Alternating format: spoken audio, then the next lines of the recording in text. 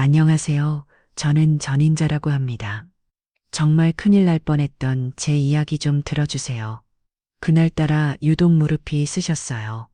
비가 오려나 낡은 아파트 창밖으로 흐린 하늘을 보며 무심코 다리를 주무르고 있었죠.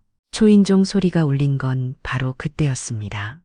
이 시간에 저를 찾아올 사람이 없는데 아들놈인가 싶어 인터폰을 보니 화면 가득 채운 건 며느리 이채원의 얼굴이었어요. 예고도 없이 들이닥치는 그 벌을 쓴 결혼하고 몇 년이 지나도 여전하다군요. 어머니 저 왔어요. 문을 열자마자 향수 냄새가 코를 훅 찔렀습니다. 화사하다기보다는 독하다고 해야 할 그런 향이었죠. 제 집에 익숙한 된장찌개 냄새를 밀어내는 그 향이 저는 영 마음에 들지 않았어요. 그래, 어서 오느라. 웬일이냐, 이 시간에 제 무릎은 가볍게 무시하다군요. 채원은 대답 대신 소파에 핸드백을 던지듯 내려놓고는 곧장 부엌으로 향했습니다.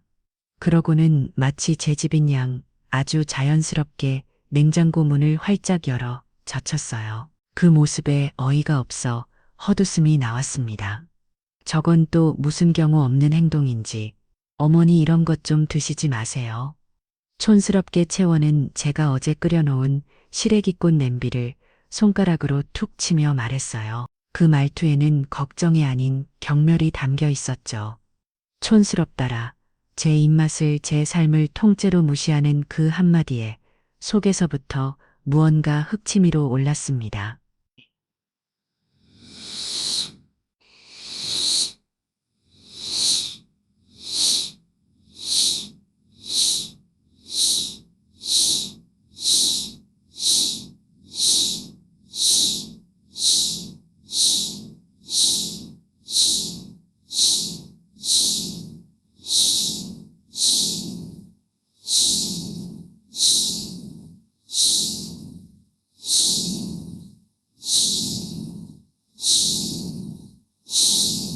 내 입에 안 맞으면, 안 먹으면 그만이지. 촌스럽긴 뭐가 촌스러워. 아이, 그런 뜻이 아니잖아요. 요즘 누가 이런 걸 먹어요. 몸에 좋고 맛있는 게 얼마나 많은데 촌스럽시가 어머니 걱정 많이 하는 거 모르세요? 입맛도 좀 세련되게 바꾸셔야죠. 세련된 입맛이라 그 말이 어지나 가짠턴지. 저는 팔짱을 끼고 냉장고에 기댄 체온을 많이 쳐다봤습니다. 머리부터 발끝까지 명품으로 휘가 맞다군요. 저 핸드백이며 구두며 촌섭이 월급만으로는 어림도 없을 텐데. 나는 너가 말하는 그 세련된 음식보다 이게 더 좋다. 그리고 내 아들 걱정은 내가 알아서 할 테니 너는 너의 남편 걱정이나 하렴하려구나. 제 수와 붙이는 말에도 채원은 눈 하나 깜짝하지 않았어요. 오히려 냉장고 문을 닫고는 저를 향해 몸을 돌리더군요. 그러고는 아주 기다렸다는 듯이 본론을 꺼냈습니다. 어머니, 그러니까 제가 보태드린다고요? 이 좁은 집 팔고 저희랑 합치세요. 저희 옆동에 더 넓고 좋은 아파트 나왔던데 그거 계약해서 같이 살면 되잖아요. 그 말을 듣는 순간 아, 인연의 목적이 이거였구나 싶었습니다. 시래기 꼭 타박은 그저 시작에 불과했던 거죠. 제 명의로 된 이 작은 아파트. 남편 죽고 이 악물고 지켜온 내 유일한 재산. 그걸 팔아치우고 저들 옆으로 오라니. 말은 합치는 거지만 결국 제 돈으로 저들 집 넓혀주겠다는 소리 아닙니까? 내가 왜, 나는 여기가 좋다. 평생을 산동 내고 아는 사람도 많고 너희랑 같이 살 생각은 눈꼽만큼도 없어. 어머니도 참 고집은. 이 낡은 아파트 깔고 앉아 있어 봤자 돈 안 돼요. 용섭 씨도 어머니 혼자 계시는 거 불안해한다고요. 저희가 모시고 사는 게 자식된 돌이 아니겠어요? 자식된 돌이라는 말이 저렇게 역겹게 들릴 수도 있구나 싶었습니다. 저는 소파에 가서 앉으며 채원에게 손짓했어요. 너 이리 와서 앉아봐라. 할 말이 있으니 채원은 마지막에 제 맞은편에 앉았습니다. 저는 그 반질반질한 얼굴을 똑바로 보면 말했죠. 너 솔직하게 말해봐. 정말 나를 모시고 싶어서 그러는 거냐? 아니면 이 집 활동이 탐나서 그러는 거냐? 제 직설적인 물음에 채원의 얼굴이 순간 굳어지는 걸 똑똑히 봤습니다. 하지만 그 표정은 금세 사라지고 언제 그랬냐는 듯 서운하다는 표정을 지어 보이더군요. 어머니, 어떻게 말씀을 그렇게 하세요? 제가 어머니 돈을 왜 탐내요? 다 어머니 편하시라고 저희가 더 잘 모시고 싶어서 그러는 거죠. 그 뻔뻔한 연기에 기가 찼습니다. 더 이상 대구할 가치도 못 느껴 고개를 돌려버렸어요. 그러자 채원은 어머니 제 말 진지하게 생각 좀 해보세요. 용섭 씨랑도 다 이야기된 거예요. 라는 말을 남기고는 자리를 털고 일어났습니다. 현관문이 닫히는 소리가 들리고 나서야 참았던 숨을 길게 내쉴 수 있었어요. 온 집안에 진동하는 독한 향수 냄새에 머리가 지끈거렸습니다. 아니나 다를까 며느리가 돌아가고 1시간도 채 되지 않아 아들 용섭에게서 전화가 걸려왔습니다. 발신자 번호를 확인하는 순간부터 뒷목이 버근해지는 기분이었죠. 엄마 나 용섭이야. 잘 있었어? 그래, 내 덕에 아주 잘 있다. 내 마누라가 방금 왔다 갔다. 제 목소리에 담긴 가시를 용섭도 느꼈을 겁니다. 전화기 너머로 잠시 머뭇거리는 기색이 느꼈어요. 아, 채원이가 갔었어? 뭐 실수한 거 없어. 걔가 말이 좀 직설적이라 그렇지. 아기는 없어. 엄마, 또 그놈의 아기는 없어. 타령, 저는 기가 차서 웃음이 나왔습니다. 제 아들이지만 어쩜 저렇게 사람 속을 모를까? 아니면 알면서도 모르는 척하는 걸까? 아기가 없긴 아주 속이 시커멀 텐데.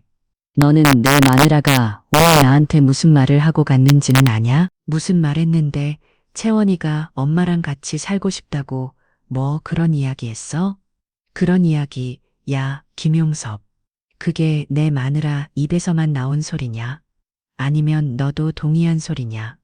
저는 저도 모르게 목소리를 높였습니다. 아들은 제 추궁에 당황했는지 말을 더듬다고요. 아니 그게 채원이가 엄마 혼자 계시는 거적적해 보인다고 우리랑 가까이 있으면 서로 의지도 되고 좋지 않겠냐고 해서. 그래서 이 집을 팔라고 내가 평생을 산 내 집을 팔아서 너희 옆으로 가라고? 그게 너희 부부가 말하는 의지고 좋은 거냐? 엄마 진정하고 내 말 좀 들어봐. 꼭 나쁜 뜻으로만 그런 건 아니야. 엄마도 이제 연세가 있으시니까 우리가 옆에서 챙겨드리는 게 맞다고 생각했고, 됐다. 더 들을 것도 없다. 너는 내 마누라가 나를 위하는 것 같아. 아니면 내 집을 탐내는 것 같아. 내 눈에는 그게 안 보여. 제 단독이 입적인 질문에 아들은 한동안 아무 말이 없었습니다. 그 침묵이 저를 더 비참하게 만들었어요. 제 아들이 저와 며느리 사이에서 저울질을 하고 있다는 사실이 뼈아프게 다가왔습니다. 엄마 채원이가 그렇게 나쁜 애는 아니야. 그냥 좀 철이 없어서 그래. 결국 아들의 입에서 나온 대답은 또다시 아내를 감싸는 말이었습니다. 저는 깊은 실망감에 전화를 끊어버리고 싶었지만 마지막으로 이것 하나만은 확실히 해둬야 했습니다. 김영섭 잘 들어라. 이 집은 내 집이다. 내 아버지랑 내가 평생 고생해서 장만한 집이고 내가 죽기 전까지는 절대 안 팔아. 너희 부부가 나를 모시고 싶으면 몸만 와. 하지만 이 집을 팔아서 너희 배 불릴 생각이라면 꿈도 꾸지 마라. 알겠냐? 단호한 제 말에 아들은 알았어. 엄마라며 기어들어가는 목소리로 대답할 뿐이었습니다. 전화를 끊고 나니 온몸에 힘이 쭉 빠지는 기분이었어요. 하나밖에 없는 아들이라는 게 어쩌면 저렇게 제 마음을 몰라주는지 서운함을 넘어 분노가 치밀었습니다. 며칠이 지났습니다. 그날의 불쾌한 기억을 애써 잊으려 노력하며 평소처럼 지냈어요. 시장에 가서 장을 보고 경로당에 나가 화투도 치고 저녁에는 텔레비전 연속극을 보는 게 제 소소한 일상이었죠.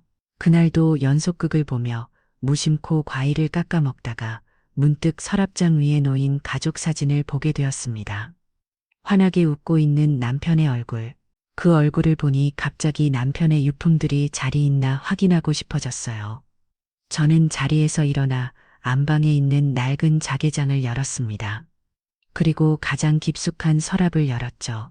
그 안에는 제가 시집을 때 해온 비단 주머니가 들어있어요. 그 주머니 안에는 남편이 살아생전 끼고 다니던 금반지와 제가 아끼던 옥비녀, 그리고 아들 돌 때 받은 작은 금수저가 들어있었습니다.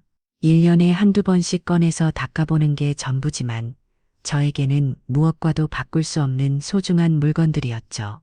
그런데 주머니를 여는 순간 심장이 콩 내려앉는 기분이었습니다. 분명히 있어야 할 금반지가 보이지 않았어요. 묵직하게 손에 잡혀야 할 그것의 감촉이 느껴지지 않았습니다. 저는 놀라서 주머니를 통째로 뒤집어 내용물을 쏟아냈습니다.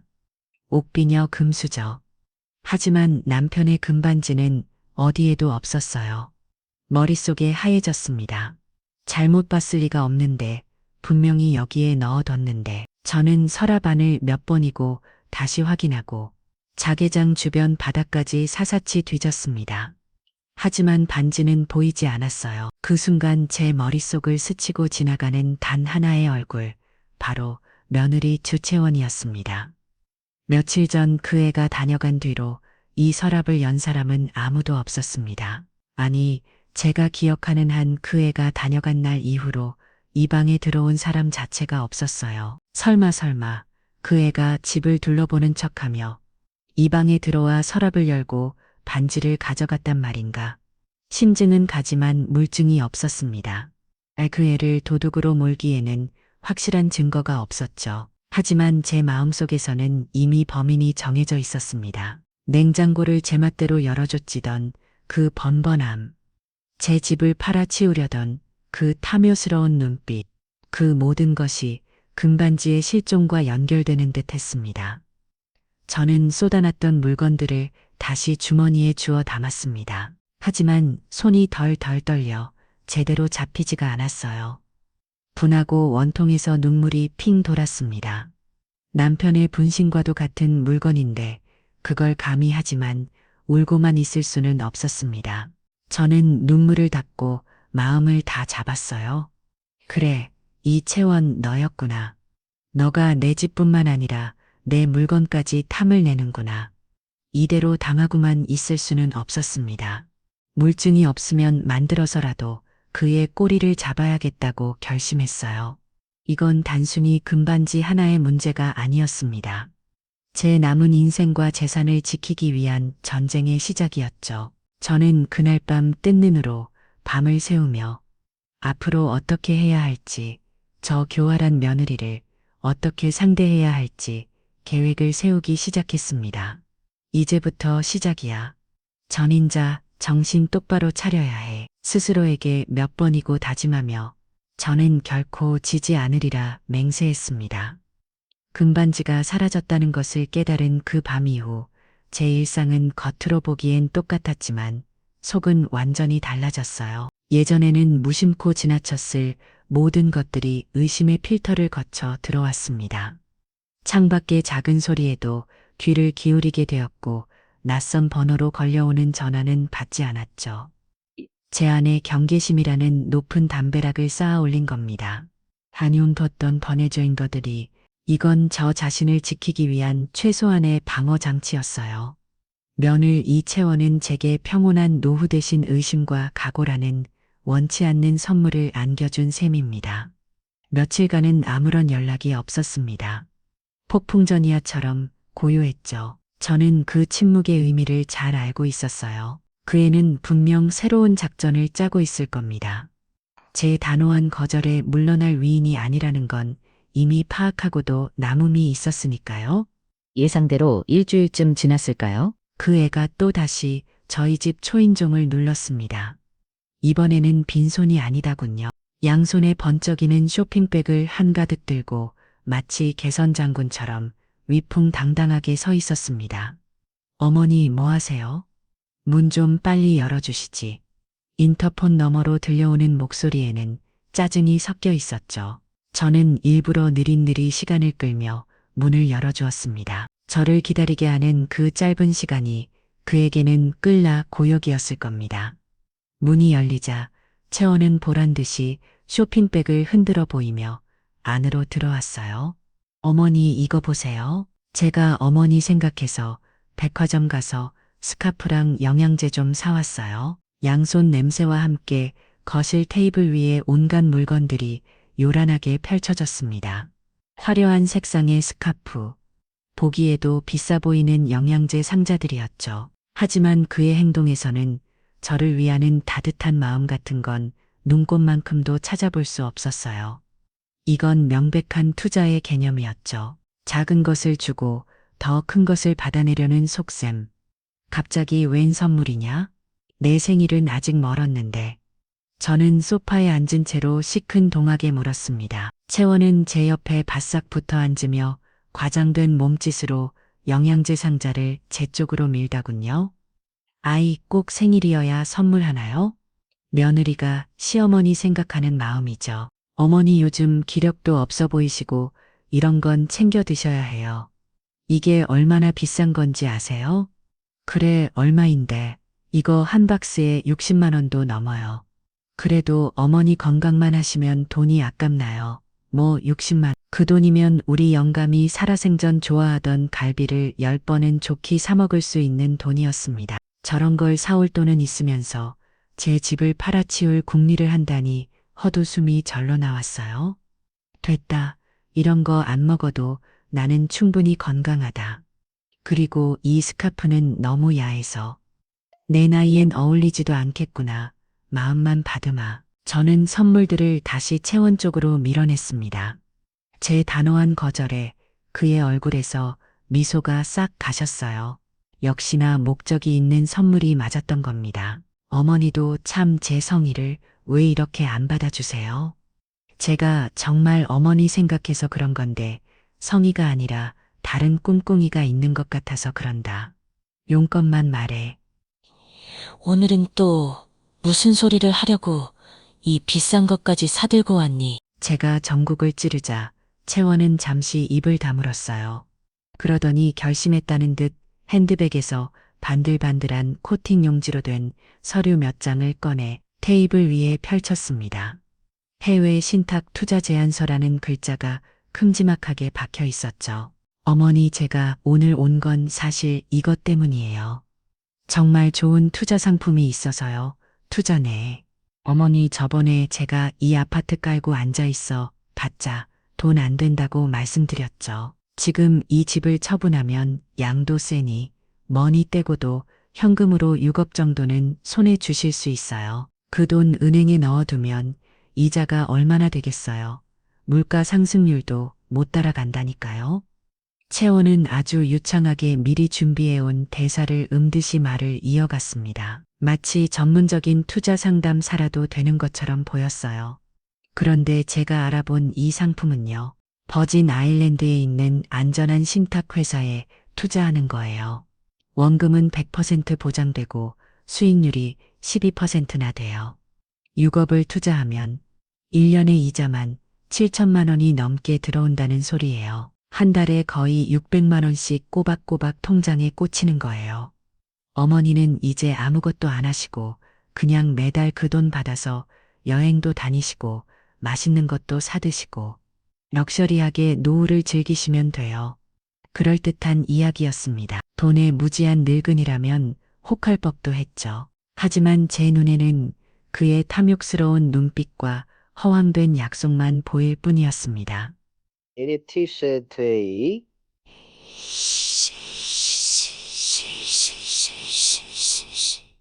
세상에 그런 투자가 어디 있겠습니까? 사기꾼들이나 쓰는 전형적인 수법이었죠. 저는 제안서를 손가락으로 툭툭 치며 물었습니다. 이렇게 좋은 걸 너는 왜 안 하고 나한테 권하는 거냐? 너희 돈으로 투자해서 매달 600씩 받으면 되겠네. 이 질문에 채원은 잠시 당황하다군요. 하지만 이내 표정을 바꾸며 늑청스럽게 대답했습니다. 저희야 돈이 없어서 못하죠. 어머니, 저희는 아직 젊어서 돈 들어갈 때가 많잖아요. 용섭 씨 월급만으로는 생활하기도 빠듯한 거 아시면서 이건 정말 제가 어머니 생각해서 어머니 노후 편안하시라고 아껴다던 정보 드리는 거예요? 아껴다던 정보라. 그런데 이 회사는 믿을 만한 곳이고 버진 아일랜드인지 뭔지 아는 곳은 들어본 적도 없는데 사기 아니냐? 에이 어머니도 제가 아무거나 가져왔겠어요? 용섭 씨 친구 중에 금융권에서 일하는 사람이 있는데 그 사람이 VVIP 고객들한테만 몰래 알려주는 상품이래요. 완전 비밀 정보죠. 아무나 하고 싶다고 할 수 있는 것도 아니에요. 제가 그 친구한테 얼마나 부탁했는데요. 거짓말이 아주 술술 나왔습니다. 의지도 않은 용섭의 친구까지 만들어내다니 저는 제안서를 집어들고 자세히 쳐다보는 척했습니다. 조잡하게 인쇄된 로고 의미를 알 수 없는 영어들, 그리고 맨 밑에 작은 글씨로 쓰인 연락처 하나. 전형적인 사기꾼들의 수법이었습니다. 나는 싫다. 내 돈을 얼굴도 모르는 남한테, 그것도 바다 건넌 거 어딘지도 모르는 곳에 맡길 생각 없다. 나는 그냥 이 집에 살면서 내 돈 내가 주고 있는 게 마음 편해.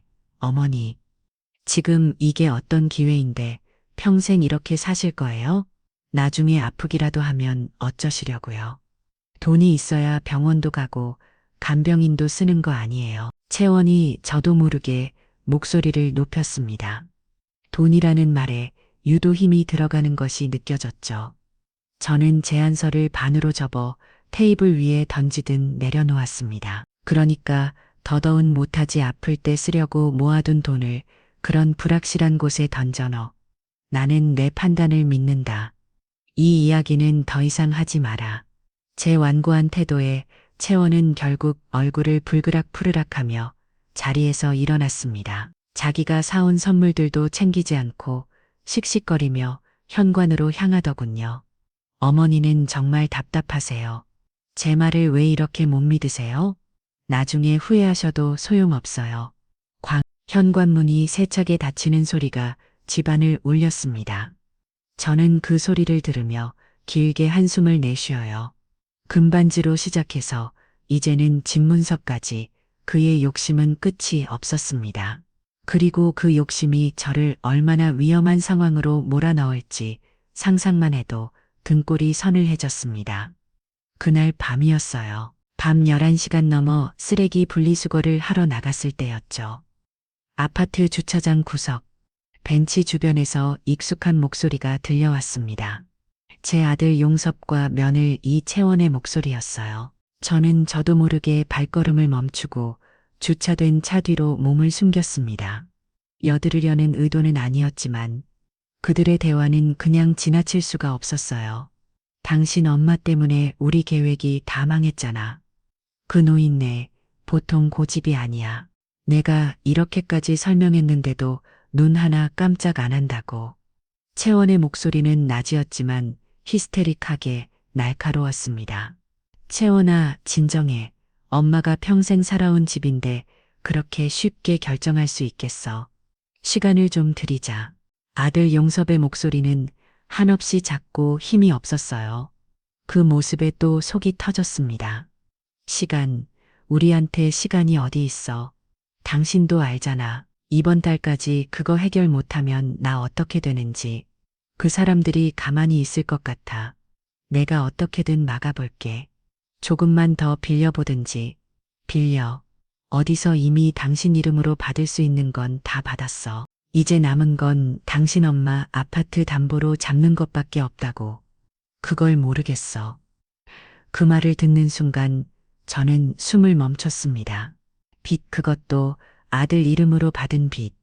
제 아파트까지 담보로 잡아야 할 만큼 큰 빚. 모든 퍼즐 조각이 맞춰지는 기분이었습니다. 채원이가 저토록 필사적으로 제 집을 팔려고 했던 이유, 그럴싸한 투자 제안까지 해가며 저를 구슬이려 했던 이유가 바로 저 빚 때문이었던 겁니다. 그렇다고 어떻게 엄마한테 그런 말을 해. 차라리 내가 밤에 일을 더 할게. 어떻게든 갚아볼게. 당신이 버는 돈으로 이겨내기에도 벅차. 정신 좀 차려. 김용석, 당신 지금 누구 편 드는 거야? 평생 고생만 시킬 만으로 편 들 거야? 아니면 낡은 아파트 끌어안고 죽을 노인 내 편 들 거야? 노인네라는 소리에 피가 거꾸로 솟는 것 같았어요. 제 아들 앞에서 저를 저렇게 부르다니. 그런데 더 기가 막힌 건 아들의 반응이었습니다. 그 모욕적인 말에 아무런 대꾸도 하지 못하고 그저 쩔쩔매기만 하다군요. 채원아, 말 좀 가려서 해. 그래도 우리 엄마야. 엄마. 그놈의 엄마 소리 좀 그만해. 당신이 그렇게 우유부단하게 구니깐 일이 이 지경까지 온 거 아니야. 당신이 확실하게 엄마를 설득했어야지. 효자인 척은 혼자 다 하면서 정장만으로 죽어가는 건 보이지도 않아. 채원의 울음 섞인 절규가 주차장에 울려 퍼졌습니다. 저는 더 이상 듣고 있을 수가 없었어요. 조용히 몸을 돌려 집으로 돌아왔습니다. 차가운 현관문에 등을 기댄 채 한참을 서 있었어요. 아들에 대한 실망감, 며느리에 대한 분노, 그리고 앞으로 닥쳐올 일들에 대한 두려움이 한꺼번에 몰려왔습니다. 이제 이건 단순히 저 혼자만의 문제가 아니었어요. 어리석은 제 아들까지 그 구렁텅이에 빠져 있었으니까요. 다음 날 저는 아침 일찍부터 서둘러 집을 나섰습니다.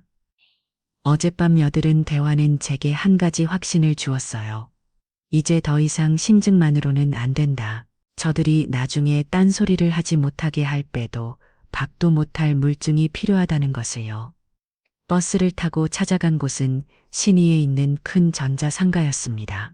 수많은 가게와 복잡한 사람들 속에서 저는 한 가지 목표만을 가지고 걸음을 옮겼죠. 어서 도세요. 손님, 뭘 찾으세요? 젊은 직원이 저를 보고 물었습니다. 저는 주변을 한번 둘러보고는 목소리를 낮춰 말했어요. 녹음기 좀 보려고 하는데요. 아, 녹음기요. 이쪽으로 오세요. 요즘은 자꾸 성능 좋은 게 많이 나와요. 강의 녹음하시게요. 아니면 회의 때 쓰시게요. 아니요, 아주 작고 티 안 나는 걸로요. 주머니에 넣어도 있는 줄 모를 만큼 작은 거예요. 제 말에 직원은 잠시 저를 묘한 눈으로 쳐다보는 것 같았지만 이내 서랍에서 몇 가지 모델을 꺼내 보여주었습니다. 제 손톱보다 조금 더 큰 것부터 볼펜 모양으로 생긴 것까지 종류도 다양했어요. 이게 요즘 제일 잘 나가는 모델입니다. 크기는 작아도 음질도 선명하고 한번 충전하면 20시간은 거뜬히 녹으면 돼요. 조작도 간단하고요. 저는 직원의 설명을 들으며 까만색의 작은 녹음기를 손에 쥐어 보았습니다. 정말 가볍고 작아서 주머니에 넣으면 감쪽 같을 것 같았어요. 이걸로 그의 목소리를, 그의 계획을 담아야 한다. 섬뜩한 생각이 들었지만 망설일 수 없었습니다.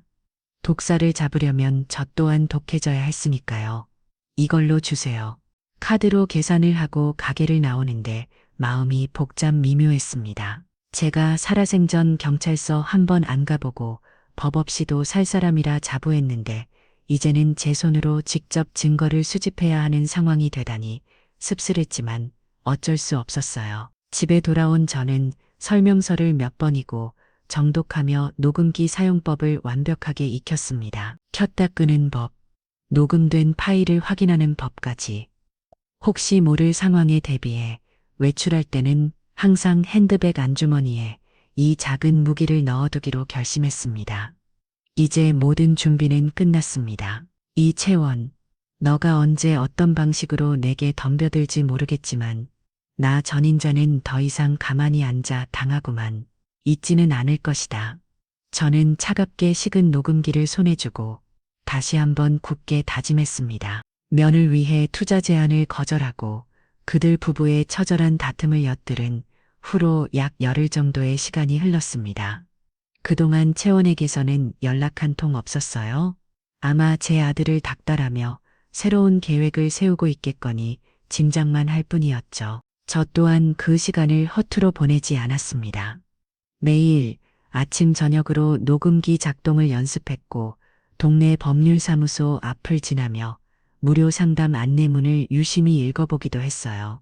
혹시 모를 최악의 상황에 대비하는 저만의 방식이었죠.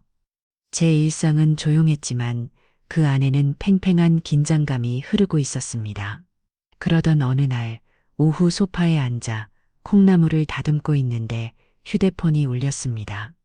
화면에 뜬 이름은 며느리. 그 세 글자를 보는 순간 저는 무릎을 탁 쳤습니다.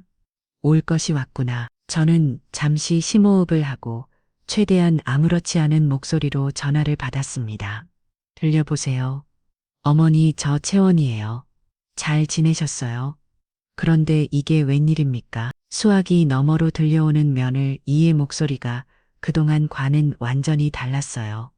가시 돋쳤던 말투는 온데간데 없고 마치에 꿀이라도 발라놓은 듯 살갑고 애교 섞인 목소리였죠. 그 부자연스러운 상냥함에 저는 저도 모르게 소름이 돋았습니다. 그래, 별일 없이 지냈다. 너는 무슨 일이냐? 아이 참, 꼭 무슨 일 있어야 전화하나요? 그냥 어머니 목소리 듣고 싶어서 했죠. 어머니, 제가 지난번에 너무 딱딱하게 그렸죠. 죄송해서 그래요. 어머니 생각해서 좋은 정보 드린 건데, 제가 너무 제 입장만 생각하고 밀어붙인 것 같아요. 정말 죄송해요, 어머니. 갑작스러운 사과. 저는 잠시 할 말을 잃었습니다. 이 애가 갑자기 왜 이러는 걸까? 해가 서쪽에서 뜨려는 걸까? 하지만 저는 그 사과를 곧이곧대로 믿지 않았어요. 뱀은 먹이를 통째로 삼키기 전에 몸을 웅크리는 법이니까요. 이것도 한 새로운 계획의 일부일 터. 저는 그의 다음 말을 기다렸습니다. 그래서 말인데요. 어머니, 이번 주말에 저랑 어디 바람 쐬러 안 가실래요? 마침 읍내에 5일장이 크게 선다는데 구경할 것도 많고 재미있을 것 같아요. 제가 맛있는 것도 사드리고 예쁜 옷도 한번 사드릴게요. 네, 저랑 같이 가주세요, 어머니. 5일장 그 말을 듣는 순간 저는 이 모든 연극의 목적을 단번에 알아차렸습니다. 복잡한 시장통, 수많은 사람들, 무슨 일을 꾸미기에 아주 완벽한 장소였죠. 제 돈으로 산 선물로 환심을 사는 척하며 결국에는 제 지갑이나 집문서를 노릴 속셈이 뻔했습니다. 보통의 시어머니였다면 며느리의 갑작스러운 친절의 마음이 누그러져 경계를 풀었을지도 모릅니다. 하지만 저는 아니었어요. 오히려 드디어 여우가 꼬리를 보이는구나 하는 생각에 속으로 퀴즈를 불렀습니다. 글쎄다. 내가 그런데 나가는 걸 별로 안 좋아해서 저는 일부러 튕기는 척 대답했어요. 그러자 채원은 더욱더 애타는 목소리로 저를 졸라대기 시작했습니다. 에이, 그러지 마시고요. 맨날 집에만 계시면 병나요. 제가 차로 편하게 모시고 갈게요. 네, 제가 지난번 일 사주하는 의미에서 그러는 거니까 제 성의를 봐서라도 한 번만 같이 가주세요. 어머니, 네. 그 간절한 목소리 뒤에 숨겨진 시커먼 속내를 생각하니 역겨웠지만, 저는 이 제안을 받아들이기로 했습니다. 전 이 제안을 받아들이기로 했습니다. 호랑이를 잡으려면 호랑이 굴로 들어가야 하는 법이니까요. 그 애가 무슨 짓을 꾸미는지 제 눈으로 똑똑히 확인하고 제 손으로 직접 증거를 잡을 절호의 기회였습니다. 알겠다. 그렇게까지 말하는데 안 나갈 수도 없지. 그럼 주말에 시간 비워도 마. 정말요. 와, 신난다. 그럼 토요일 오전에 제가 모시러 갈게요. 어머니, 예쁘게 하고 계세요. 채원은 정말 기쁘다는 듯 소리를 지르며 전화를 끊었습니다. 그 가식적인 환호성을 들으며 저는 차갑게 식은 콩나물 대가리를 내려다 보았어요. 그래, 채원아, 어디 한번 해보려. 너의 그 연극에 내가 기꺼이 주연 배우가 되어줄 테니 그 무대의 끝에서 웃는 사람이 과연 누가 될지 우리 한번 똑똑히 지켜보자구나. 약속한 토요일 아침이 밝았습니다. 저는 새벽부터 일어나 분주하게 움직였어요. 오늘 있을 결전을 준비하기 위함이었죠. 먼저 옷차림부터 신경 썼습니다. 며느리는 예쁘게 하고 계세요 라고 했지만 저는 화려한 외출복 대신 수수하고 편안한 바지 정장 차림을 선택했어요. 활동하기 편해야 했고 너무 튀어 보여도 안 됐습니다. 그리고 가장 중요한 것, 바로 주머니가 여러 개 달린 조기를 안에 받쳐 입었습니다. 그중 가장 깊고 안전한 안주머니의 제작은 무기 녹음기를 넣기 위해서였죠. 다음은 돈 문제였습니다. 저는 장지갑을 통째로 집에 두고 대신 작은 참파우치를 꺼냈습니다. 그리고 그 안에 현금 5만 원만 넣었어요. 혹시라도 며느리 이가 지갑을 통째로 노릴 경우를 대비한 것이었죠. 신분증과 카드 한 장 없이 오로지 현금 5만 원. 이것이 오늘 제가 가진 전 재산이었습니다. 이 돈으로 그 애가 사준다는 밥을 얻어먹고 옷을 얻어 입을 생각은 추워도 없었어요. 모든 준비를 마치고 거울 앞에 섰습니다. 수수한 옷차림의 긴장으로 굳은 표정. 하지만 제 눈빛만은 그 어느 때보다 형형하게 빛나고 있었어요. 이건 단순한 나들이가 아니었습니다. 제 인생을 건 싸움터로 나가는 길이었죠. 집을 나서기 직전 저는 마지막으로 조기 안주머니에 손을 넣어 녹음기의 전원 버튼을 눌렀습니다. 딸깍하는 작은 소리와 함께 붉은 불빛이 한번 깜빡이는 것을 확인하고 나서야 저는 비로소 현관문을 열고 나섰습니다. 아파트 앞에 도착한 채원의 차는 평소보다 더 반짝거리는 것 같았어요. 저를 발견한 채원은 환한 미소를 지으며 차에서 내려 제게 다가왔습니다. 어머니 오셨어요? 오늘 날씨도 너무 좋죠. 그러고는 아주 자연스럽게 제 팔짱을 끼다군요. 그 스스럼 없는 행동에 잠시 몸이 굳었지만 저는 이내 평정을 되찾고 그의 손길을 받아주었습니다. 연극은 이미 시작되었으니까요. 차에 오르자를 채원은 보란듯이 운전석 옆에 놓인 쇼핑백을 제게 건넸습니다. 어머니 이거요? 요즘 무릎 아프시다고 해서 제가 특별히 준비했어요. 오늘 찜질기인데 효과가 아주 좋대요. 또 선물 공세였습니다. 저는 고맙다는 말 대신 운전이나 똑바로 해라. 아마 보고 어딜 보니 그러면 퉁명스럽게 쏘아붙였어요. 제 반응에 채원의 얼굴에 잠시 서운한 기색이 스쳤지만 이내 다시 미소를 지으며 차를 출발시켰습니다. 5일장이 서는 읍내까지 가는 내내 채원은 쉴 새 없이 떠들어댔습니다. 요즘 유행하는 드라마 이야기부터 시작해서 어느 연예인이 이혼을 했다는 동, 새로 생긴 맛집이 그렇게 맛있다는 동. 저는 대부분 건성으로 대답하며 창밖만 바라보았어요. 하지만 제 모든 신경은 녹음기가 제대로 작동하고 있는지, 그리고 채원의 말 속에 숨겨진 의도가 무엇인지 파악하는 데 집중되어 있었습니다. 시장은 이미 수많은 인파로 발 디딜 틈이 없었습니다. 시끌벅적한 장사꾼들의 외침, 맛있는 음식 냄새, 형형색색의 물건들이 한데 어우러져 활기가 넘쳤죠. 채원은 주차장에 차를 세우자마자 제 손을 꽉 잡았습니다. 어머니, 사람 많으니까 전 놓치시면 안 돼요. 그러고는 정말 저를 살들이 챙기는 면을 이처럼 제 손을 이끌고 시장 안으로 들어갔습니다. 그의 연기는 정말 완벽했어요. 지나가는 사람들마다 어머, 면은 이미 참 싹싹하시네. 시어머니랑 손잡고 시장 구경도 오고 라며 부러운 눈길을 보낼 정도였으니까요. 하지만 저는 알고 있었어요. 제 손을 잡은 그 손길이, 제 걸음걸이를 살피는 그 눈길이 모두 계산된 행동이라는 것을요. 채원은 약속대로 제게 이것저것 사주기 시작했습니다.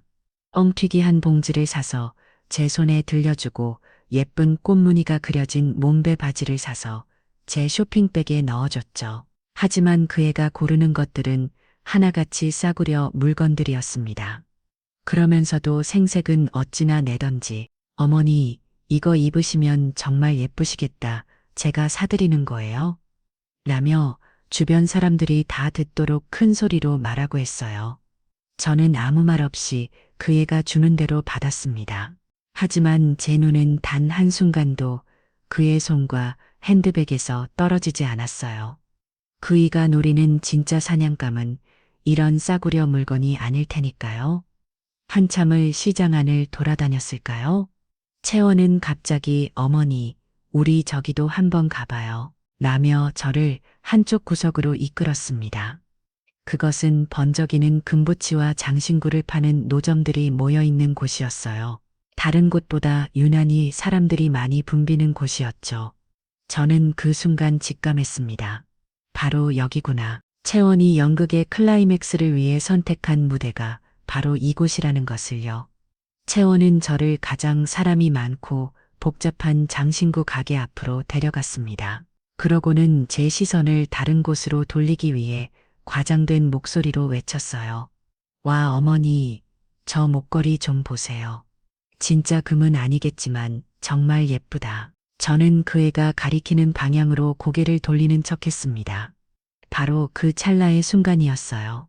제 몸에 무언가 툭 하고 부딪히는 느낌과 함께 제 손에 들려있던 쇼핑백 안으로 무언가 툭 하고 떨어지는 미세한 감각이 전해졌습니다. 아주 짧은 순간이었지만 저는 똑똑히 느꼈고 어깨 너머로 똑똑히 보았습니다. 채원이 제게 부딪히는 척하며 자신의 핸드백에 섞어낸 붉은색 장지갑을 제 쇼핑백 안으로 재빨리 집어넣는 그 장면을요. 모든 것이 한순간에 일어났지만 제 눈에는 마치 느린 화면처럼 모든 것이 선명하게 보였습니다. 저는 그 순간 심장이 차갑게 식어내리는 것을 느끼며 생각했습니다. 게임은 시작되었다. 쇼핑백 안으로 면유리의 붉은 지갑이 떨어지는 그 순간 세상의 모든 소음이 거짓말처럼 멎는 듯 했습니다.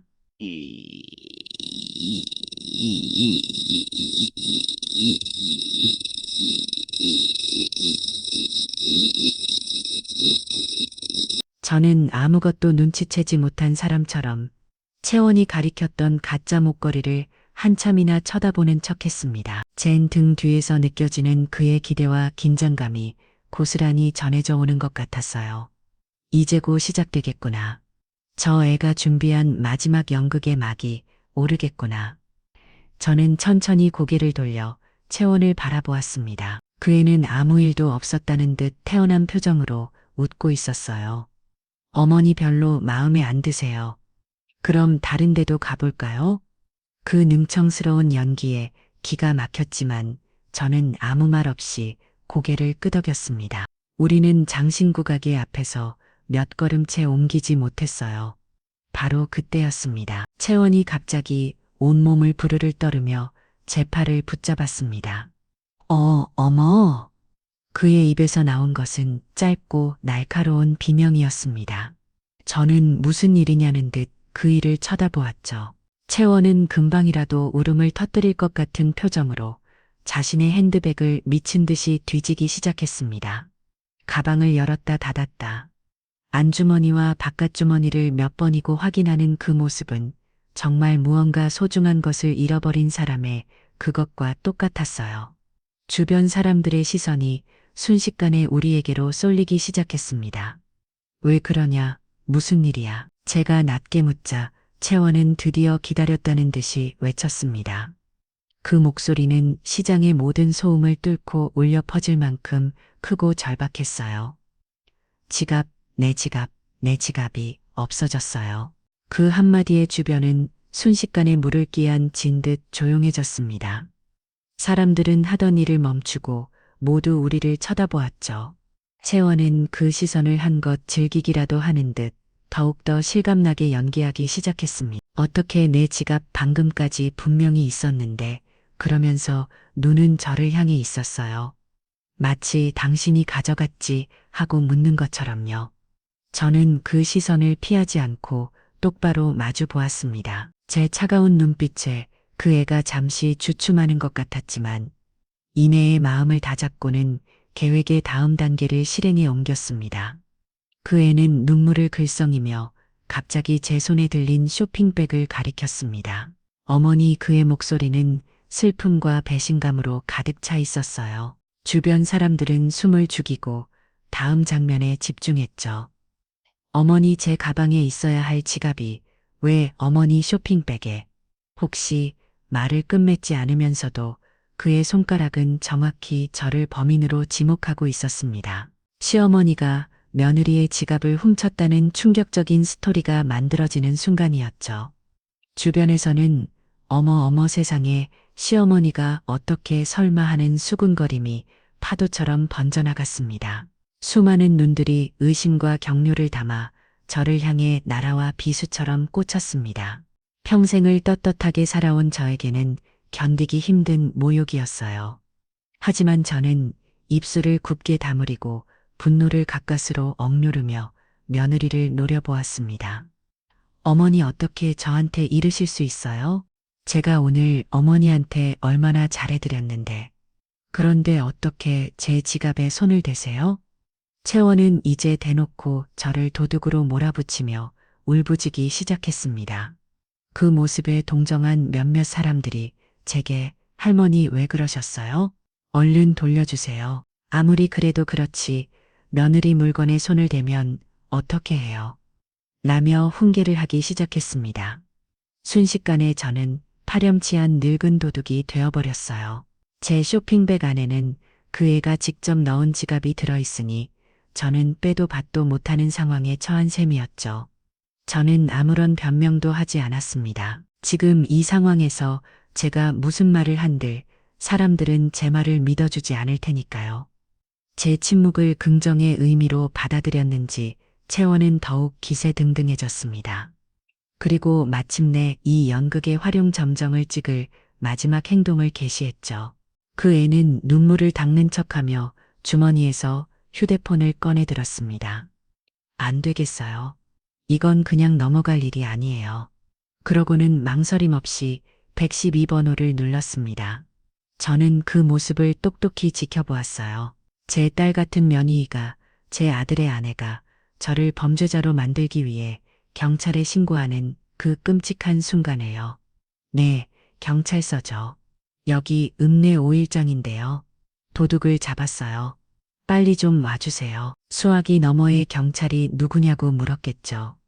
채원은 주변 사람들이 모두 들으라는 듯 세상을 다 잃은 사람처럼 절규하며 외쳤습니다. 저희 시어머니요. 저희 시어머니가 제 지갑을 훔쳤어요. 네, 지금 제 눈앞에 범인이 있어요. 빨리 와서 이 사람 좀 잡아주세요. 그 말을 끝으로 채원은 바닥에 주저앉자 저럽게 우는 신용을 했습니다. 완벽한 피해자의 모습이었죠. 저는 그 모습을 차갑고도 고요한 눈으로 내려다보았습니다. 제 쇼핑백 안에 든 붉은 지갑, 그리고 제 조끼 안주머니에서 조용히 모든 것을 기록하고 있는 작은 녹음기, 그 두 가지가 앞으로 벌어질 모든 일들의 향방을 결정질 것이었습니다. 멀리서 희미하게 사이렌 소리가 들려오기 시작했습니다. 채원의 입가에 스쳐 지나가는 희미한 미소를 저는 놓치지 않았습니다. 그래, 채원아, 이제 너의 연극은 끝났다. 지금부터는 나, 전인자의 무대가 시작될 차례니까. 저는 다가오는 경찰차의 불빛을 바라보며 조용히 반격을 준비하고 있었습니다. 면이 채원의 절규에 가까운 신고가 끝나자 시장 바닥의 소음은 잠시나마 우리를 중심으로 멈춘 듯 했습니다. 사람들은 이제 노골적으로 저를 손가락질하며 수군거렸고 그 모든 시선이 거대한 그물처럼 저를 옮겨내는 것 같았죠. 저는 허리를 꼽고 시 편채 바닥에 주저앉자 연기하는 면유를 무감각한 시선으로 내려다보았습니다. 제 안의 분노는 이미 차갑게 쉬고 단단한 결심으로 변해 있었어요. 그래, 어디 한번 끝까지 가보자. 너가 판 이 무덤에 너가 직접 들어가게 될지 아니면 어리석은 나를 밀어놓고 웃게 될지. 멀리서 들려오던 사이렌 소리는 순식간에 가까워져 우리 바로 앞에서 멈췄습니다. 요란한 경광등 불빛이 제 얼굴 위를 어지럽게 스쳐 지나갔어요. 쿵, 쿵. 차문이 닫히는 소리와 함께 제복을 입은 경찰 2명이 우리에게로 다가왔습니다. 한 명은 앳돼 보이는 젊은 경찰이었고 다른 한 명은 세상의 쓴맛 단맛을 다 겪은 듯한 표정의 종년 경찰이었죠. 신고받고 출동했습니다. 무슨 일이십니까? 종년 경찰이 낮은 목소리로 묻자 채원은 기다렸다는 듯이 그의 바지가랑이라도 붙잡을 것처럼 손을 뻗으며 울부짖었습니다. 경찰 아저씨, 제 지갑이요. 저희 시어머니가 제 지갑을 훔쳤어요. 저기 저 쇼핑백아. 네, 그의 손가락 끝이 다시 한번 저와 제 손에 들린 쇼핑백을 향했습니다. 경찰들의 시선이 제게로 향했죠. 젊은 경찰의 눈에는 당혹스러움이, 중년 경찰의 눈에는 난처함과 피곤함이 뒤섞여 있었습니다. 이런 가족 간의 다음이 그들에게는 얼마나 귀찮고 성가신 일일지 굳이 말하지 않아도 알 수 있었어요. 어머님, 잠시 이야기 좀 여쭙겠습니다. 중년 경찰이 제게 다가와 말했습니다. 저는 고개를 끄덕였어요. 녀는 입말씀이 사실입니까? 쇼핑백 안에 있는 물건 어머님 것이 아니라고 하는데요. 제 것이 아닙니다. 그럼 왜 어머님 쇼핑백에 들어 있습니까? 저는 모르는 일입니다. 제 짧고 단호한 대답에 경찰은 잠시 저를 뜯어보더군요. 겁을 먹거나 당황하는 기색 없이 너무나도 평온한 제 태도가 오히려 이상하게 보였을지도 모릅니다. 옆에서 듣고 있던 채원이 다시 끼어들었어요. 적어보세요. 거짓말하는 것 좀 보세요. 저희 어머니가 요즘 이상하세요. 자꾸 뭘 깜빡깜빡 하시고 물건도 막 훔치시고 치매 초기 증상 같기도 해서 병원에 모시고 가려고 했는데 제가 잠시 한눈판 사이에 제 지갑을, 그 애는 저를 또 범해서 순식간에 치매 노인으로 만들어버렸습니다. 주변 사람들의 눈빛이 격렬해서 동정으로 바뀌는 것이 느껴졌어요. 어쩌다 저 지경까지, 아이고, 늙으면 죽어야지 하는 소리가 귀가를 스쳤습니다. 치욕스러웠지만 저는 표정 하나 바꾸지 않았어요. 이 모든 것이 저의 계획 안에 있다는 것을 알고 있었으니까요. 중년 경찰은 깊은 한숨을 내쉬더니 결국 가장 듣고 싶지 않았던 말을 꺼냈습니다. 어머님, 일단 사실관계 확인을 위해 같이 좀 가주셔야겠습니다. 올 것이 왔구나 싶었죠. 저는 아무 말 없이 고개를 끄덕였습니다. 제 순순한 태도에 경찰은 오히려 조금 놀란 듯 보였어요. 제가 소리를 지르며 난동이라도 부릴 줄 알았던 모양입니다. 쇼핑백은 저희가 증거물로 잠시 보관하겠습니다. 젊은 경찰이 다가와 제 손에서 쇼핑백을 가져갔습니다. 그 안에는 채원의 붉은 지갑과 제가 산 싸구려, 몸베 바지가 들어 있었죠. 저는 순찰차로 향하는 짧은 몇 걸음 동안 제 평생 느껴보지 못한 숨을 온몸으로 견뎌내야 했습니다. 수많은 사람들이 길을 비켜서 저를 구경했고 그들의 동정과 호기심 어린 시선이 젖은 뒤에 무겁게 달라붙었습니다. 하지만 저는 도망치듯 걷지 않았어요. 오히려 허리를 덧고 고시 세우고 한 걸음 한 걸음 힘을 주어 걸었습니다. 이 길의 끝에 무얼이 기다리고 있던 피하지 않겠다는 저만의 다짐이었습니다. 제 그런 모습이 채원의 눈에는 더욱 얄비게 보였는지 순찰차에 올라타면서까지 저를 향해 어머니, 어떻게 저한테 이래요? 라며 소리치는 것을 잊지 않더군요. 순찰차는 읍내 파출소 앞에 멈췄습니다. 차에서 내리자 낡은 건물의 페인트 냄새와 먼지 냄새가 흡기쳐 왔어요. 안으로 들어서자 희미한 담배 냄새와 믹스커피의 달큰한 냄새가 섞여 묘한 분위기를 자아냈습니다. 형광등 불빛은 차갑게 바닥을 비추고 있었고 무전기에서는 알아들 수 없는 소리가 계속해서 흘러나왔죠. 저는 경찰의 안내에 따라 낡은 소파에 앉았습니다. 채원은 제 맞은편에 앉아 여전히 어깨를 들썩이며 울고 있었어요. 우리를 데려왔던 중년 경찰이 제 앞에 의자를 끌어다 앉았습니다. 그의 명찰에는 박성민경이라고 쓰여 있었죠. 박경희는 피곤한 얼굴로 저와 채원을 번갈아 보더니 입을 열었습니다. 자, 이 채원 씨라고 하셨죠. 다시 한번 정확하게 말씀해 주시겠어요? 무슨 일이 있었던 겁니까? 박경희의 말에 채원은 고개를 들었습니다. 눈물로 얼룩진 얼굴은 더없이 차량해 보였죠. 제가요, 저희 어머니를 모시고 시장 구경을 나왔어요. 요즘 부적 기운도 없어 보이시고 혼자 계시는 게 적적하실 것 같아서요. 그런데 시장에서 잠시 한눈을 판 사이에 제 핸드백 안에 있던 지갑이 없어진 거예요. 지갑 안에는 뭐가 들어 있었습니까? 현금으로 200만 원 정도 있었고요. 그리고 그리고 저희 남편이 결혼할 때 해준 다이아 목걸이가 들어 있었어요. 어머님이 요즘 손목이 안 좋다고 하셔서 그거 팔아서 좋은 약이라도 해드리려고 아침에 넣어뒀던 건데 저는 그 말을 듣고 실수를 금할 수 없었습니다. 거짓말이 아주 일취월장하고 있었어요. 현금 200만 원에 다이아 목걸이라 자신의 피해 규모를 최대한 부풀려 저를 더 공경에 빨들이려는 속셈이었죠. 저 목걸이 이야기는 분명 즉흥적으로 지어낸 것일 겁니다. 그런데 왜 시어머니를 의심하게 된 거죠? 처음에는 저도 소매치기인 줄 알았어요. 그런데 저희 어머니가 요즘 들어 자꾸 물건에 손을 대세요. 경로당에서 다른 할머니 화장품을 슬쩍 하신 적도 있고, 제가 사드린 과일을 이웃집에 자기가 산 거라고 나눠주시기도 하고, 저희는 그냥 연세가 드셔서 그러시는 줄로만 알았는데, 오늘 제 지갑이 어머니 쇼핑백에서 나오니까 정말 어떻게 해야 할지 모르겠어요. 경찰 아저씨, 저희 어머니의 치매 검사부터 받게 해주세요. 이건 그냥 도둑질이 아니라 병이라고요.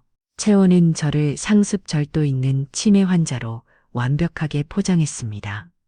그 눈물 연기는 어지나 실감내던지 옆에 있던 젊은 경찰은 벌써 채원을 안쓰럽다는 눈빛으로 쳐다보고 있었어요. 박경희도 제법 설득당했는지 저를 바라보는 눈빛에 한결 부드러웠습니다. 이제 그는 저를 범죄자가 아닌 보살핌이 필요한 환자로 보고 있는 듯 했습니다. 박경희는 제게로 몸을 돌려 아주 조심스러운 목소리로 물었습니다. 어머님 성함이 어떻게 되십니까? 전인자입니다. 전인자 어머님, 며느님 말씀 들으셨죠? 혹시 오늘 시장에서 있었던 일 잘 기억나지 않으시는 부분이 있으신가요? 저희가 도와드릴 테니 천천히 한번 생각해 보세요. 그 목소리에는 저를 환자로 대하는 미묘한 동정과 무시가 깔려 있었어요.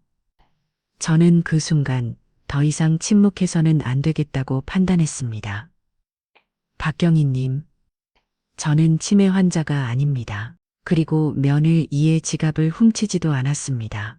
제 목소리는 떨리 멍시 단호했습니다. 제 예상 밖의 반응에 박경희와 젊은 경찰의 얼굴에 놀란 기색이 스쳤어요. 채원은 어머니, 아직도 거짓말 하실 거예요. 바라며 옆에서 바람을 잡았죠. 그렇다면 어머님 쇼핑백에서 며느님의 지갑이 나온 건 어떻게 설명하시겠습니까? 저는 모르는 일입니다. 누군가 제게 나쁜 마음을 품고 일부러 넣었을 수는 있겠지요. 저는 채원을 똑바로 쳐다보며 말했습니다. 제 시선에 담긴 의미를 알아차렸는지 채원은 움직하며 시선을 피하다군요. 좋습니다. 그럼 어머님 소지품 검사를 좀 해도 되겠습니까? 얼마든지요.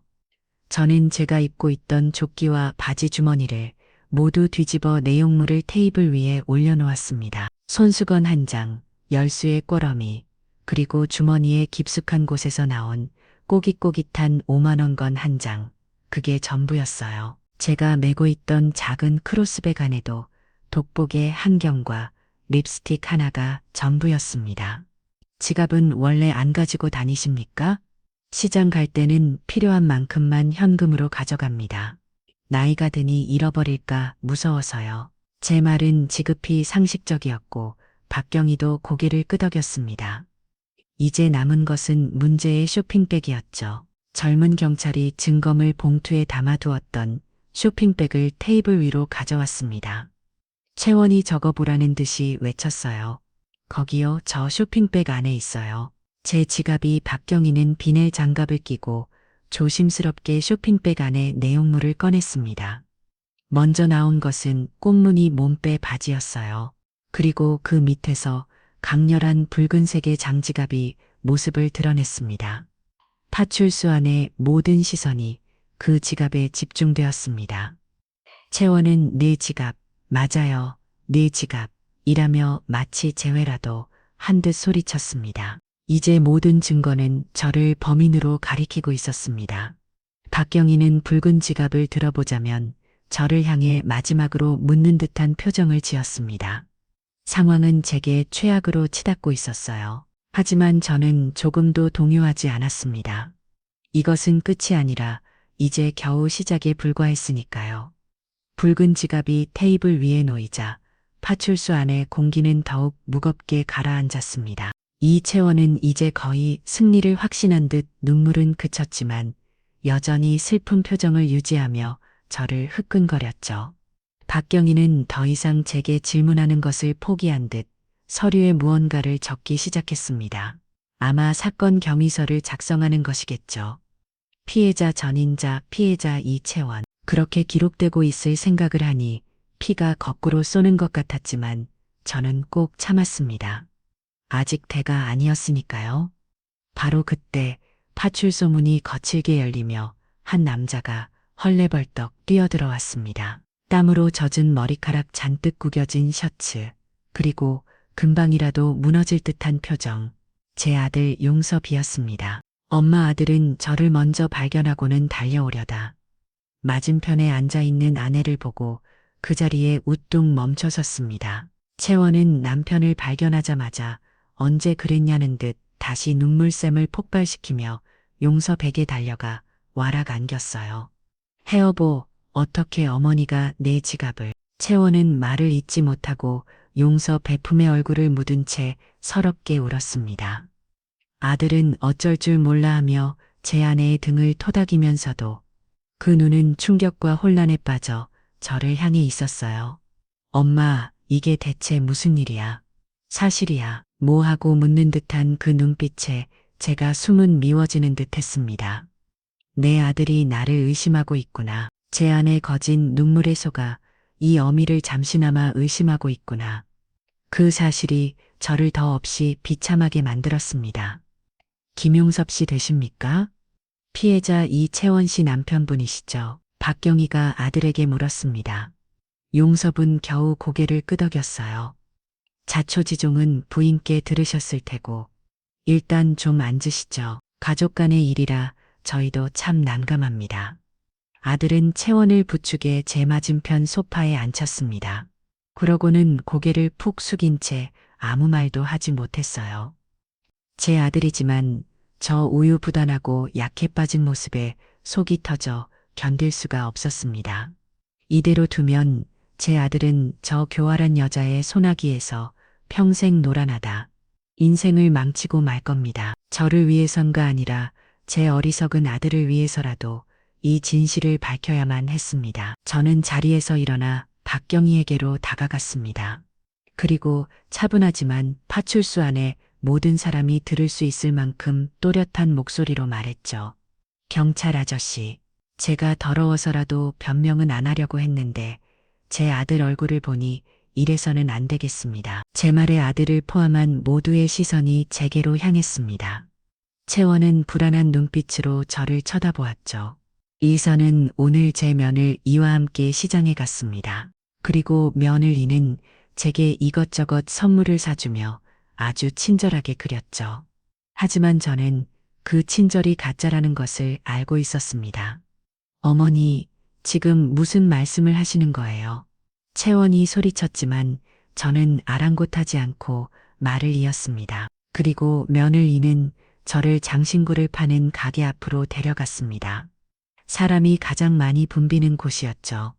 그러고는 제 시선을 다른 곳으로 돌린 뒤 제 쇼핑백에 자신의 지갑을 몰래 집어넣었습니다. 저는 그 장면을 제 두 눈으로 똑똑히 보았습니다. 거짓말, 거짓말이에요. 우리 어머니가 지금 충격받아서 헛소리 하시는 거예요? 채원은 필사적으로 저를 정신 이상자로 몰아가려 했습니다. 하지만 저는 흔들리지 않았어요. 저는 박경희를 똑바로 쳐다보며 제안했습니다. 경찰 아저씨, 그 장신구 가게 앞에는 분명히 가게를 비추는 CCTV가 있었습니다. 제가 똑똑히 봤습니다. 그거 확인해 주십시오. 제 말이 사실인지 아니면 제 며느리의 눈물이 사실인지 그 안에 모든 답이 들어있을 겁니다. CCTV 그 한마디에 파출소 안에 공기가 순간 얼어붙었습니다. 가장 먼저 반응한 것은 채원이었어요. 그의 얼굴에서 피기가 싹 가시는 것이 보였습니다. 울음을 그치고 경악과 공포가 뒤섞인 표정으로 저를 쳐다보더군요. 어머니, 가족끼리 어떻게 그래요? 어떻게 CCTV까지 확인해요? 그냥 제가 없던 일로 할게요. 네, 제발 이건 그냥 우리 가족 일이니까 우리끼리 조용히 해결해요. 채원은 필사적으로 상황을 무마하려 했습니다. 방금 전까지만 해도 저를 잡아놓지 못해 안달이던 사람이 이제 와서 가족끼리를 운하는 모습은 누가 봐도 이상했죠. 그 모습은 자신이 거짓말을 하고 있다는 가장 확실한 증거였습니다. 아들 용섭도 이상한 깜새를 눈치챘는지 혼란스러운 표정으로 아내를 쳐다보았습니다. 박경희의 눈이 날카롭게 빛났습니다. 그는 노련한 형사였어요. 이 상황이 어떻게 돌아가고 있는지 그는 이미 짐작하고도 남았을 겁니다. 어머니는 말씀이 맞습니다. 가장 정확한 건 물증을 확인하는 거죠. 김순경, 지금 바로 시장 가서 해당 가게의 CCTV 영상 확보해 오도록. 알겠습니다. 젊은 경찰이 재빨리 파출소를 뛰쳐나갔습니다.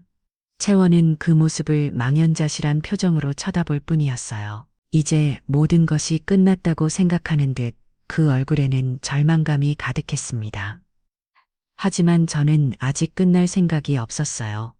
이왕 시작한 거 확실하게 뿌리를 뽑아야 했습니다. 젊은 경찰이 돌아오기를 기다리는 동안 파출소 안에는 숨막히는 침묵이 흘렀습니다. 채원은 고개를 숙인 채에 손톱을 물었고 있었고 용섭은 여전히 갈피를 잡지 못한 채 괴로워하고 있었죠. 저는 그 침묵을 깨고 이번에는 채원을 향해 직접 말을 걸었습니다. 제 목소리는 아주 조용했지만 그 안에 담긴 무게는 결코 가볍지 않았을 겁니다. 채원아, 제 부름에 채원이 움직이라며 고개를 들었습니다. 그런데 내 조끼 안주머니에는 아주 재미있는 게 들어있단다. 저는 제 가슴팍을 손으로 툭툭 쳤습니다. 오늘 아침 너가 우리 집 앞에 차를 세웠을 때부터 지금까지 우리의 모든 대화를 아주 열심히 듣고 있던 물건이지. 아주 작곡감한 녀석인데 제법 귀가 밝더구나. 녹음 귀 그 단어가 직접적으로 나오지 않았음에도 채원은 제 말의 의미를 정확하게 알아차렸습니다. 그의 얼굴이 창백해지다 못해 거의 새하얗게 질렁버렸어요. 동공는 공포로 흔들렸고 입술은 팔을 떨리고 있었습니다. 그 애는 저를 마치 귀신이라도 본 사람처럼 쳐다보고 있었어요. 이제야 깨달았을 겁니다. 자신이 얼마나 어리석은 덫체제발로 걸어들어 왔는지를, 그리고 제가 얼마나 무서운 사람인지를. 아들 용섭도 제 말에 고개를 번쩍 들고 저를 쳐다보았습니다. 그의 눈에는 의심 대신 경악과 함께 아주 작은 희망의 빛이 서서히 떠오르고 있었습니다.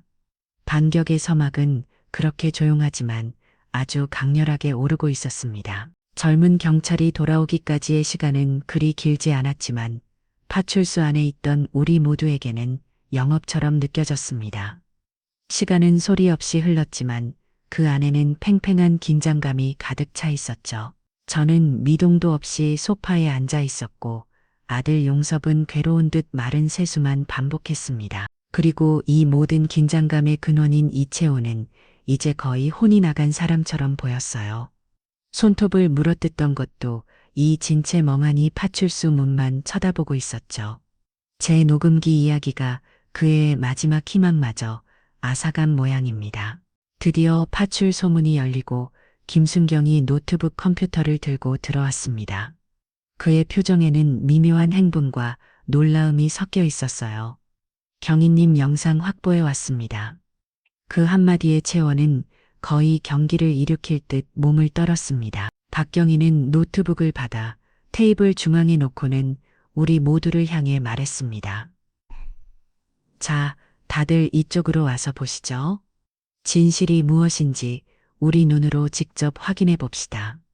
아들 용섭이 가장 먼저 다가왔고 저도 그 뒤를 따라왔습니다. 채원은 차마 다가오지 못하고 자리에서 고개만 푹 숙이고 있었죠. 박경희는 그런 채원을 향해 이채원 씨도 오셔서 보셔야 합니다. 본인이 신고한 사건 아닙니까? 라며 단호하게 말했습니다. 채원은 마지막에 거의 끌려오다시피 노트북 앞으로 다가왔습니다. 김순경이 마우스를 클릭하자 화면에 익숙한 풍경이 나타났습니다. 시끌벅적한 오일장, 그리고 그 안에 서 있는 저와 며느리의 모습. CCTV는 가게 처마 밑에 달려 있어 우리를 비스듬히 위에서 아래로 내려다보고 있었어요. 화질이 아주 선명하지는 않았지만 인물을 식별하는 데는 아무런 문제가 없었습니다. 저는 제 자신의 시점에서 그 장면을 다시 복귀하기 시작했습니다. 화면 속에 채원이 과장된 몸짓으로 저쪽 목걸이를 가리킵니다. 화면 속에 제가 그쪽으로 고개를 돌리죠. 바로 다음 순간이었습니다.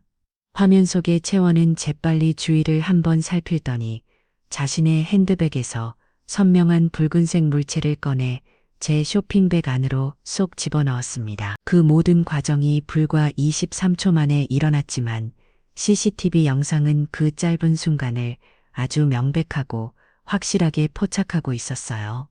의심의 여지가 없는 완벽한 증거였습니다. 영상이 재생되는 동안 파출소 안에는 숨소리 하나 들리지 않았습니다. 모두가 화면에 집중하고 있었죠. 채원이 지갑을 넣는 장면이 지나가자 아들 용섭의 입에서 나지막한 신음소리가 터져나왔습니다. 그는 믿을 수 없다는 표정으로 화면과 자기 아내 얼굴을 번갈아 쳐다보았어요. 그의 얼굴은 이제 혼란이 아닌 경악과 배신감으로 하얗게 물들고 있었습니다. 영상은 거기서 끝나지 않았어요. 지갑을 넣은 채원은 아무 일도 없었다는 듯 태연하게 제게 말을 걸고 잠시 후 비명을 지르며 지갑을 찾는 연기를 시작합니다. 그리고 저를 범인으로 지목하며 손가락질하는 장면까지. 그 모든 연극이 한편의 조악한 총극처럼 화면 속에 생생하게 펼쳐지고 있었습니다. 영상이 끝나자 길고 무거운 침묵이 흘렀습니다. 박경희는 마우스를 내려놓고 천천히 고개를 들어 채원을 쳐다보았습니다. 그의 눈빛에는 더 이상 옴기라고는 찾아볼 수 없었어요. 차갑고 날카로운 범죄자를 대하는 형사의 눈빛만이 남아있을 뿐이었습니다. 이채원 씨 박경희의 낮은 목소리가 침묵을 깼습니다. 이 영상에 대해서는 어떻게 설명하시겠습니까? 채원은 아무 말도 하지 못했습니다. 아니, 할 수가 없었겠죠. 그저 입술만 팔을 떨 뿐이었습니다. 박경희는 채원의 대답을 기다리지 않고 테이블 위에 놓여있던 붉은 지갑이 담긴 증거물 봉투를 집어들었습니다. 면은 이미 잃어버렸다는 지갑이 CCTV 영상에서 보았듯이 면은 이미 직접 시어머님의 쇼핑백에 넣은 바로 그 자리에 그대로 있었군요. 이게 어떻게 된 일입니까? 분명히 소매치기를 당한 것 같다고 지갑을 도둑 맞았다고 하지 않았습니까? 박경희의 목소리는 점점 더 날카로워졌습니다. 그는 이제 완전히 저를 피해자로, 채원을 피해자로 대하고 있었어요. 남을 속여서 죄를 뒤집어 씌우려고 하는 것을 범일용으로 무고라고 합니다. 본인의 목적을 위해 다른 사람에게 범죄의 누명을 씌우는 것은 아주 질이 나쁜 중범죄에 해당됩니다. 게다가 존재하지도 않는 범죄 사실을 경찰에 신고했으니 이는 명백한 허위 신고입니다. 이채원 씨 이제 상황이 완전히 바뀐 것 같군요. 박경희는 자리에서 일어나 채원에게로 다가섰습니다. 그리고는 서류철에서 새로운 종이를 꺼내 그녀의 앞에 놓았죠. 지금부터는 전인자 어머님이 피해자 그리고 이채원 씨가 피해자 신분으로 조사를 받으셔야겠습니다. 본인에게 불리한 진술은 거부할 수 있고 변호사를 선임할 권리가 있습니다. 미란다 원칙 드라마에서나 보던 그 말이 제 며느리에게 고지되는 순간이었습니다. 그제야 상황 파악이 된 것인지 아들 용섭이 무너져 내리듯 소리쳤습니다. 채원아, 너 어떻게 엄마한테 이런 짓을 할 수가 있어? 이게 다 무슨 짓이야? 용섭은 채원의 어깨를 붙잡고 흔들며 절규했습니다. 하지만 채원은 아무런 대답도 하지 못하고 턱 빈 눈으로 허공만 바라보고 있었어요. 자신이 파놓은 함정에 자신이 완벽하게 빠져버린 어리석은 사냥꾼의 마지막 모습이었습니다. 저는 그 모든 광경을 조용히 지켜보았습니다. 가슴 한구석이 시원하게 뻥 뚫리는 기분이었지만 동시에 아들의 망가진 얼굴을 보니 마음이 아려왔어요. 하지만 여기서 멈출 수는 없었습니다. 저의 뿌리 깊은 악행을 완전히 드러내기 전까지는요. 저는 제 조끼 안주머니의 등 아직 공개되지 않은 진짜 비장의 무기를 가만히 매만졌습니다. 이 지옥 같은 연극의 이막은 이제 막 시작대로 하고 있었습니다. CCTV 영상이 정지된 화면으로 남고 그 안에는 제 쇼핑백에 붉은 지갑을 집어넣는 이채원의 교활한 손이 명백하게 박제되어 있었습니다. 그 순간 파출소 안의 시간은 마치 끈적한 엿가락처럼 늘어지는 듯 했죠. 모든 소음이 증발하고 오직 제 아들 용섭의 거친 숨소리와 이채원의 목구멍에서 새어나오는 간에 달한 공기 소리만이 공간을 채웠습니다. 박경희의 싸늘한 선고가 채원의 마지막 발악에 종지부를 찍었지만 저는 알고 있었습니다. 이것만으로는 부족하다는 것을. 저 여자의 범죄는 단순히 충동적인 거짓말이 아니라 제 인생과 제 아들의 인생을 통째로 집어 삼키려 했던 뿌리 깊은 계획의 일부였으니까요. 그 뿌리까지 모두의 눈앞에 파헤쳐 다시는 이 땅에 발을 지지 못하도록 만들어야 했습니다. 저는 자리에서 천천히 일어났습니다. 제 움직임 하나하나에 파출소 안에 모든 시선이 집중되는 것이 느껴졌어요. 저는 주저앉아 짐승처럼 울부짖는 아들과 그 옆에서 넋이 나간 채 초점 없이 허공을 응시하는 이채원에게로 다가갔습니다. 그리고 이 모든 상황을 지켜보는 박경희를 향해 낮지만 힘있는 목소리로 말했죠.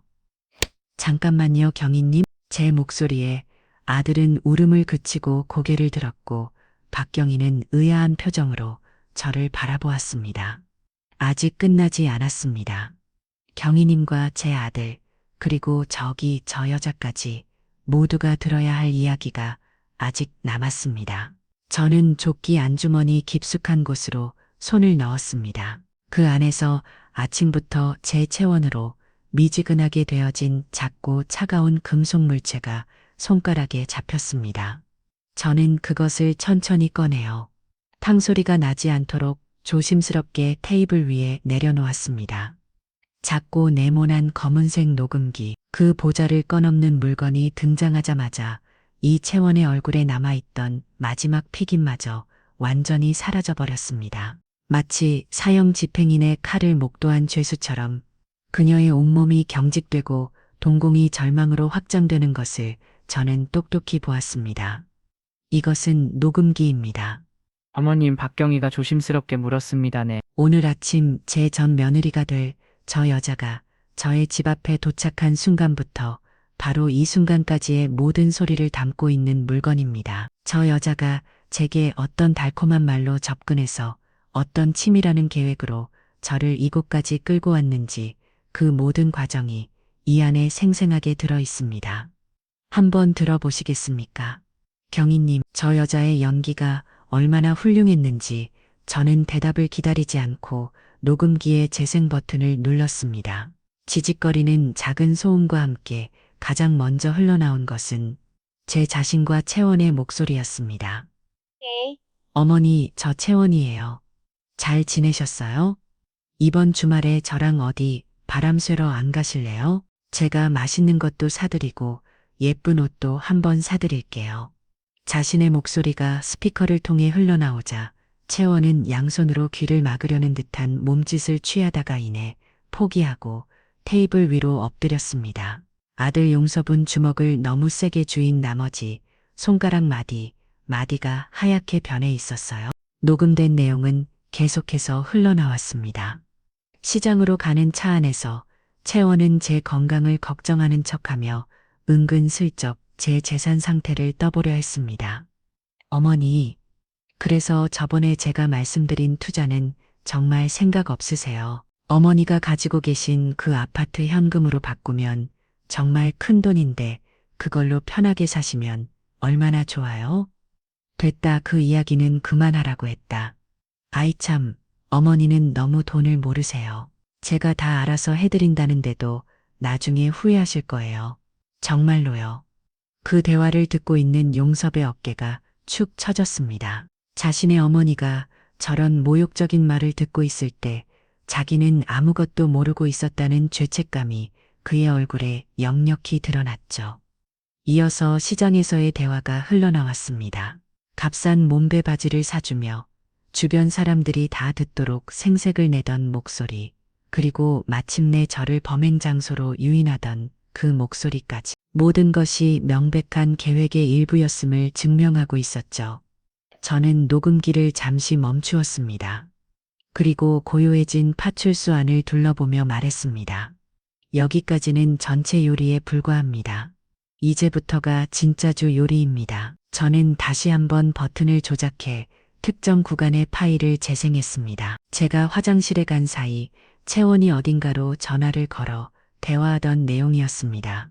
흑무사음 대방은 아마도 그녀에게 돈을 빌려준 사채업자의 주변이 조용했던 덕에 그 통화 내용은 아주 선명하게 녹음되어 있었습니다. 그래 나아야, 지금 시장 거의 다 됐어. 걱정하지 말라니까. 그 목소리는 아까의 살가운 며느리의 목소리와는 180도 다른 짜증과 조급함이 가득한 날것의 목소리였습니다. 그 할망구, 오늘 내가 확실하게 도둑으로 만들 거니까 재촉 좀 그만하라고 해. 내가 허투루 하는 사람으로 보여. 할망구 저를 지칭하는 그 격렬적인 단어가 스피커를 통해 울려 퍼지는 순간 용섭의 입에서 억눌린 신음이 터져나왔습니다. 그는 마치 제 귀를 의심하는 듯한 표정으로 스피커를 쳐다보았어요. CCTV, 그딴 거 신경 쓸 필요 없다니까.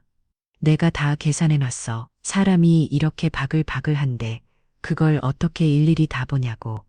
내가 지갑 넣자마자 바로 소리 지르고 난리칠 건데. 누가 그걸 의심하겠어. 이 사람들은 다 그냥 노망난 노인 내가 면을 이 지갑 훔친 줄 알 거야. 내가 평소에 용섭 씨랑 이웃들한테 우리 어머니가 치매기가 있다고 얼마나 흘리고 다녔는데. 다 밑밥 깔아놓은 거라니까. 녹음된 내용은 거기서 그치지 않았습니다. 통화 상대방이 무얼라 말했는지 채원은 더욱더 기가 막힌 대답을 내놓았죠.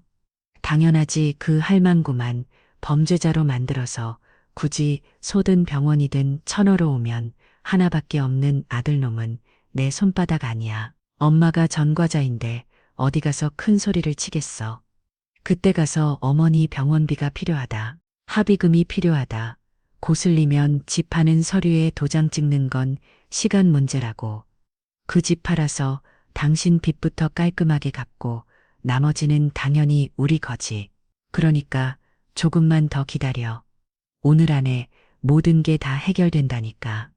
끊어 딸깍하는 소리와 함께 통화가 끊기는 소리까지 녹음된 후 저는 재생 버튼을 눌러 녹음기를 멈췄습니다. 파출소 안은 이제 침묵을 넘어 마치 공기까지 얼어붙어 버린 듯한 절대적인 정적에 휩싸였습니다. 가정을 파괴하고 재산을 빼앗으려는 적금찍한 모의. 그것을 모두의 귀로, 특히 제 아들의 귀로 직접 듣게 한 것은 제 인생에서 가장 잔인한 순간 중 하나였습니다.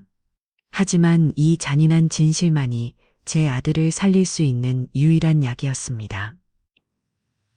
정적을 깬 것은 용섭의 목구멍에서 터져나온 인간의 것이라고는 믿기 힘든 절규였습니다. 그것은 슬픔이나 분노를 넘어 자신의 세계가 송두리째 무너져 내린 한 남자의 영혼이 내지르는 비명이었습니다. 그는 자리에서 벌떡 일어나 붉게 충혈된 눈으로 이성을 잃은 채 채원에게로 달려들었습니다. 이 악마 이 짐승만도 못한 년. 네가 어떻게 나한테 우리 엄마한테 이런 짓을 할 수가 있어. 용섭은 당장이라도 채원의 목을 조를 듯이 달려들었지만 그를 막아 선거 쓴 박경희와 김순경이었습니다. 두 명의 건장한 경찰에게 붙들인 채 용섭은 몸부림치며 울부짖었습니다. 내가 너 같은 걸 믿고 우리 엄마가 금반지 없어졌다고 했을 때 나이 들어서 그런 거라고 착각한 거라고 치부했어. 내가 내 거진 눈물에 속아서 우리 엄마를 의심했단 말이야. 내가 걔다. 내가 천하의 불효 막심한 놈이야. 이 손으로 널 찢어 죽여도 시온잖아. 아들은 경찰들에게 붙들여 오열하며 스스로를 자책했습니다. 그 모습을 보는 제 심장은 갈갈이 찢어지는 듯 했습니다. 박경희는 이제 더 이상 사건을 보는 형사가 아니라 한 인간으로서 분노하는 표정이었어요. 그는 구두 널불로 채원을 향해 말했습니다. 미채원 씨, 이건 이제 단순 사기 미수가 아닙니다. 특정 경제범죄, 가중처벌 등에 관한 법률 적용까지 검토해야 할 중대 사안으로 보입니다. 공범에 대해서도 즉시 수사에 착수하겠습니다. 지금 이 시간으로 당신을 현행범으로 체포합니다. 당신은 변호사를 선임할 권리가 있으며 묵비권을 행사할 수 있고 당신이 하는 모든 말은 법정에서 불리하게 사용될 수 있습니다. 김순경이 다가와 엎드려 있는 채원의 등 뒤로 손을 돌려 수갑을 채웠습니다. 철컥하고 차갑게 맞물리는 금속성의 소리. 그 소리는 마치 저주 같았던 제 며느리와의 인연이 완전히 끊어지는 소리처럼 들렸습니다.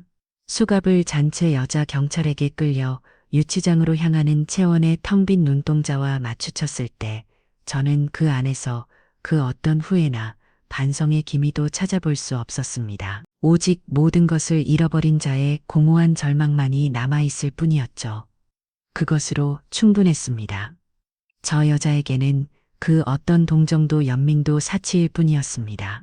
수갑을 잔 이 채원의 모습이 파출소 안쪽 복도로 사라지고 나서야 아들을 붙들고 있던 경찰들이 조심스럽게 손을 놓았습니다. 용선은 그 자리에 힘없이 주저앉아 두 손에 얼굴을 묻고 아이처럼 통곡하기 시작했습니다.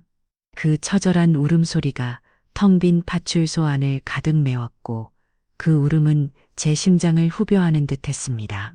한때는 세상에서 가장 행복한 남자인 줄로만 알았던 제 아들. 그 아들의 세계가 오늘 제 손에 의해 무너져 내린 것이나 다름없었으니까요. 하지만 무너뜨려야만 했습니다. 새근 기둥 위에 세운 집은 언젠가 무너지기 마련이고 그 안에 사는 사람까지 위험하게 할 테니까요. 박경희는 제게로 다가와 따뜻한 물이 담긴 종이컵을 다시 한번 건넸습니다. 그의 얼굴에는 아까의 분노 대신 피곤함과 함께 인간적인 연민이 서려 있었습니다. 어머님 정말 들을 말씀이 없습니다. 저희가 조금만 더 세심하게 살폈더라면 어머님께서 이런 끔찍한 녹음까지 직접 공개하시는 일은 없었을 텐데요. 정말 죄송하게 됐습니다. 아닙니다, 경희님. 오히려 감사드립니다. 경희님께서 제 말을 믿고 CCTV를 확인해 주지 않으셨더라면 저 또한 여기까지 올 용기를 내지 못했을 겁니다. 저는 떨리는 손으로 물컵을 받아들었습니다. 그때였습니다. 유치장 쪽에서 이채원의 귀를 찝는 듯한 비명이 다시 한번 터져나왔습니다. 어머니, 제발 한 번만 만나게 해주세요. 제가 들을 말씀이 있어요. 어머니 잠시 후 여자 경찰의 만류에도 불구하고 거의 발악하다시피 뛰쳐나온 채원이 제 앞에 나타났습니다. 수갑 때문에 두 손을 앞으로 모은 해괴한 자세로 그녀는 망설임 없이 제 앞에 무릎을 꿇고 바닥에 머리를 찍기 시작했습니다. 어머니, 제가 정말 죽을 죄를 지었습니다. 제가 미쳤었습니다. 사채업자들이 매일같이 저를 들들들 볶는데 정말 제정신이 아니었어요. 그래서 어머니께 그러면 안 되는 걸 알면서도 제가 잠시 눈이 뒤집혔었나 봅니다. 제발 이 못난 며느리 딱 한 번만 용서해 주십시오. 고소만은 제발 거두어 주세요. 이대로 교도소에 가면 저는 정말 죽습니다. 어머니, 채원은 눈물 콧물을 쏟아내며 제 발치에 매달리려 했습니다. 저는 혐오감에 몸서리를 치며 두어 걸음 뒤로 물러섰습니다. 저 여자의 눈물은 더 이상 제게 아무런 감흥도 주지 못했습니다. 악어의 눈물. 자신의 죄를 뉘우치는 것이 아니라 눈앞에 처벌이 무서워 흘리는 저 이기적인 눈물에 제가 속아 넘어갈 것이라 생각했다면 큰 오산이었죠. 너의 죄를 용서하고 말고는 이제 내가 결정할 수 있는 일이 아니라고 했을 텐데 제 목소리는 얼음장처럼 차가웠습니다. 너는 나를 속였고 내 아들을 기만했으며 한 가정을 파괴하려 했다. 너가 저지른 짓은 단순히 돈 몇 푼 훔치려던 것과는 차원이 다른 문제다. 그러니 그 가증스러운 눈물은 거두어라. 그리고 내 죄를 용서해달라고 빌어야 할 대상은 내가 아니다. 저는 싸늘하게 말을 이었습니다. 내 죄의 무게가 얼마나 무거운지는 이제 곧 법이 정해줄 것이다. 그러니 용서는 판사님 앞에 가서 빌어보거라. 내 눈물이 그분에게는 통할지 어떨지. 제 말에 채원은 절망적인 표정으로 저를 올려다 보았습니다. 그러고는 마지막 동아줄이라도 잡으려는 듯 통곡하고 있는 용서배기로 처절하게 기억하기 시작했습니다. 여보, 여보, 나 좀 봐. 내가 정말 잘못했어. 내가 당신한테 어떻게 했는지 다 알아. 내가 쓰레기고 짐승만도 못한 년이야. 하지만 우리 사이에 좋았던 시간도 있었잖아. 우리 결혼 사진 보면서 평생 행복하자고 맹세했던 거 다 잊었어. 내가 평생 당신하고 어머님 발 씻겨드리면서 종처럼 살게. 당신 구두로도 할그라면 할글게. 제발 나한테 마지막 기회 한 번만 줘. 응 여보. 그 추악한 애원을 듣고 있던 용섭이 천천히 고개를 들었습니다. 그의 눈은 텅 비어 있었지만 그 안에 남은 마지막 분노가 불꽃처럼 타오르고 있었죠. 그는 자리에서 일어나 자신에게 매달리는 채원을 뿌리치며 그 어느 때보다 격렬적인 목소리로 말했습니다. 더러운 손 당장 치워. 그리고 내 그 더러운 입으로 내 이름. 그리고 우리 엄마 이름. 다시는 올리지 마. 용섭은 채원을 마치 길가에 굴러다니는 오물 덩어리를 보는 듯한 눈빛으로 내려다보면 말을 이었습니다. 기회. 너와 나 사이에 무슨 기회가 남아있는데. 너는 나를 사랑한 게 아니었어. 내 배경, 내 안정적인 직장, 그리고 언젠가 차지할 수 있을 거라 믿었던 우리 엄마의 재산을 사랑했던 거지. 너의 모든 것이 거짓이었는데 우리가 어떻게 다시 시작해. 너와 나의 관계는 오늘 바로 이 자리에서 끝이다. 아니, 처음부터 시작조차 하지 말았어야 할 악연이었을 뿐이야. 아들의 단호한 선언에 저는 비로소 마음을 놓을 수 있었습니다. 제 아들은 이제 완전히 각성한 것입니다. 그 지독한 악연의 고리를 제 손으로 끊어낸 것이죠. 그리고 다음 순간 제 아들은 제 앞에 와서 콩소리가 나도록 무릎을 꿇었습니다. 용서봐, 너 지금 뭐 하는 짓이냐? 어서 일어나지 못해. 제가 기겁하며 아들을 일으키려 했지만 용섭은 제 손을 뿌리치고 바닥에 이마를 댄 채 흉을 끼기 시작했습니다. 어머니, 제가 죄인입니다. 제가 천하의 등신이고 불효자식입니다. 저런 악마 같은 여자를 제 아내라고, 어머니의 며느리라고 몇 년간이나 옆에 두었습니다. 어머니가 저 여자 때문에 속상해 하실 때마다 저는 원래 말이 그래서 그렇지 악의는 없다며 저 여자를 감쌌습니다. 어머니가 금반지가 없어졌다고 하셨을 때 저는 속으로 나이 들어서 물건을 잃어버리시고는 며느이 탓을 하시는구나 하고 생각했습니다. 어머니, 이 어리석고 눈먼 자식을 제발 용서하지 마십시오. 어머니 마음에 대못을 수백 수천 개나 박은 이 못난 놈을 차라리 아주 크게 꾸짖어 주십시오. 아들은 어깨를 들썩이며 오랫동안 울었습니다. 그 울음은 후회의 울음이었고 참회의 울음이었습니다. 저는 그런 아들의 등을 말없이 쓸어주었습니다. 그리고 한참 후에야 아들을 힘주어 일으켜 세웠죠. 사랑이라는 것에 눈이 멀면 신서도 도끼자로 썩는 줄 모른다 했다. 하물며 평범한 사람이 어찌 알았겠느냐. 그러니 이제 그만 자책하거라. 그리고 너가 정말 이 어미에게 미안한 마음이 있다면 앞으로 더 단단하고 현명한 사람이 되어라. 두 번 다시는 그 누구에게도 내 인생을 휘두를 자리를 내어주지 마라. 그것이 너가 이 어미에게 할 수 있는 가장 큰 효도다. 제 말에 용섭은 눈물을 억지로 삼키며 굳게 고개를 끄덕였습니다. 모든 상황을 조용히 지켜보고 있던 박경희가 제게 다가와 마지막 절차를 밟기 시작했습니다. 어머님, 이제 피의자 신병 처리에 대한 서류를 작성해야 합니다. 피의자 두채원에 대한 처벌 의사를 다시 한번 명확히 해주시겠습니까? 혹시라도 합의할 의사는 정말 없으신지요? 저는 한치의 망설임도 없었습니다.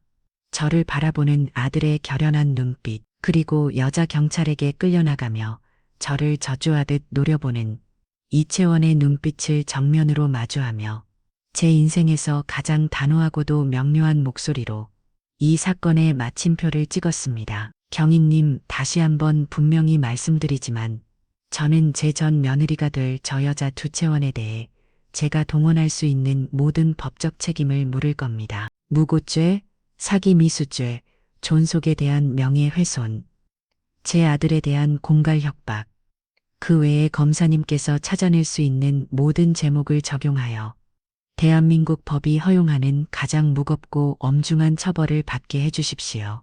만약 필요하다면 저 여자의 엄벌을 촉구하는 탄원서를 밤을 새워서라도 수백 장이라도 쓸 각오가 되어 있습니다. 그리고 저는 21번 고른 뒤 마지막 한마디를 덧붙였습니다. 합의나 선처는 단 1원 억하도, 아니, 먼지 한 톨만큼도 없을 겁니다. 제 말이 무슨 뜻인지 명심해 주셨으면 합니다. 제 선언의 파출소 안에 공기가 서리발처럼 차갑게 내려앉았습니다. 그것은 피해자의 나약한 호소가 아니었습니다. 자신의 존엄을 지키기 위해 긋고 있사옴을 선택한 한 인간의 추상 같고도 섭을펄한 심판의 서곡이었으며, 그날 파출소의 차가운 형광등 아래에서 내뱉었던 제 단호한 선언은 단순히 말로만 끝난 것이 아니었습니다. 그것은 제 남은 인생을 어떻게 살아갈 것인지에 대한 스스로와의 약속이자 제 아들의 망가진 삶을 바로 세우기 위한 첫 번째 벽돌과도 같았습니다. 이채원은 그날부로 구속 수감되었고 저희 모자는 마치 거대한 전쟁이라도 치른 군인들처럼 지친 몸을 이끌고 집으로 돌아왔습니다. 현관문을 열고 들어선 순간 집안 곳곳에 남아있는 이채원의 흔적들, 화려한 쿠션, 값비싼 차잔, 그녀가 쓰던 독한 향수 냄새까지 이 역겹게 다가왔습니다. 아들은 그날 밤 말없이 검은 비닐봉지를 가져와 그녀가 남기고 간 모든 물건들을 하나도 남김없이 쓸어 담기 시작했습니다. 그 모습은 마치 자신의 삶에서 고름을 자내는 의식처럼 보였어요. 시간은 대리지만 분명하게 흘러갔습니다. 경찰 조사는 검찰로 넘어갔고 그 과정에서 저희가 몰랐던 이채원의 또 다른 모습들이 속속들이 드러났습니다. 그녀는 제게 사기를 치려 했던 것 외에도 이미 여러 명의 지인들에게 곧 큰 돈이 들어온다며 돈을 빌리고 갚지 않은 상태였습니다. 심지어 아들 몰래 아들의 이름으로 제2금융권에서 받은 대출까지 있었죠. 그 모든 빚은 고스란히 명품 옷과 가방, 그리고 무리한 주식 투자로 사라진 뒤였습니다. 검사에게 조사를 받고 온 날, 아들은 제게 엄마 내가 괴물하고 같이 살았었나 봐 라며 허탈하게 웃더군요. 저는 그저 아무 말 없이 아들의 어깨를 두드려 주었습니다. 이혼 소송은 그야말로 일사천리였습니다. 제가 증인으로 출석했고 파출소에서의 녹취록과 CCTV 영상은 그 무엇보다 확실한 증거가 되어 주었죠. 채원 측 변호사는 어떻게든 재산 분할이라도 받아내려 했었지만 명백한 유책 사유와 혼인 파탄의 책임이 모두 그녀에게 있다는 사실. 앞에서는 소용없는 발버둥이었습니다. 몇 달 후 저희는 법원으로부터 이혼이 최종 성립되었다는 통지서를 받았습니다. 아들은 그 종이 한 장을 한참이나 말없이 내려다보더니 이내 후련하다는 듯 길게 숨을 내쉬었습니다. 그 숨과 함께 지그지그 됐던 악연의 마지막 조각이 완전히 날아가 버린 듯 했습니다. 아들은 신혼집이었던 오피스텔을 정리하고 제 집으로 다시 들어왔습니다. 어릴 때 쓰던 작은 방에 자신의 짐을 푸는 아들의 뒷모습을 보며 제 마음은 만감이 교차했습니다. 큰 시련을 겪고 초라하게 돌아온 아들이 안쓰러우면서도 한편으로는 이제라도 제 곁에서 다시 시작할 수 있게 된 것이 다행이라는 생각이 들었죠. 저희는 예전처럼 함께 저녁을 먹고 텔레비전을 보고 소소한 일상을 나누었습니다. 다만 예전과 달라진 것이 있다면 우리 사이에 더 이상 불편한 비밀이나 눈치가 존재하지 않는다는 것이었습니다. 아들은 제게 자신의 모든 것을 솔직하게 털어놓았고 저는 그저 묵묵히 들어주는 엄마의 자리로 돌아갔습니다. 이채원은 결국 재판에 넘겨졌습니다. 재판이 열리던 날 저는 증인으로 법정에 섰습니다. 피고 인석에 앉아 수척해진 얼굴로 저를 노려보는 그녀와 눈이 마주쳤지만 저는 더 이상 아무런 감정도 느끼지 못했습니다. 저는 판사 앞에서 제가 겪었던 모든 일들을 처음부터 끝까지 떨리 멈는 목소리로 담담하게 증언했습니다. 녹음기를 꺼내들었던 그 순간의 심정까지도요. 며칠 후 판결이 나왔습니다. 사기 미수, 무고 공갈 협박 등 여러 제목이 병합되어 그녀에게는 징역 3년이라는 실형이 선고되었습니다. 법이 그녀에게 내린 최소한의 벌이었죠. 그리고 또 다시 계절이 몇 번 바뀌었습니다. 아들은 다니던 회사를 그만두고 오랜 꿈이었던 작은 목공소를 차리기 위해 기술을 배우기 시작했습니다. 땀 흘려 나무를 갖고 다듬는 동안 아들의 얼굴에서는 예전의 그늘이 서서히 걷히고 건강한 생기가 돌아오기 시작했어요. 저 또한 경로당에 다시 나가기 시작했고 마음 맞는 이웃들과 함께 근교로 나들이를 다니며 소소한 행복을 되찾았습니다. 그러던 어느 눈부시게 화창한 가을 날이었습니다. 주말 아침 아들이 제게 쑥스럽게 말을 건넸습니다. 엄마, 우리 오랜만에 시장 구경 갈까? 가서 엄마 좋아하는 팥죽도 한 그릇 사 먹고 오자. 저는 아들의 그 말이 너무나도 반가웠습니다. 그 시장이라는 단어가 더 이상 우리에게 아픈 기억이 아니라 평범한 일상의 한 부분이 되었다는 증거였으니까요.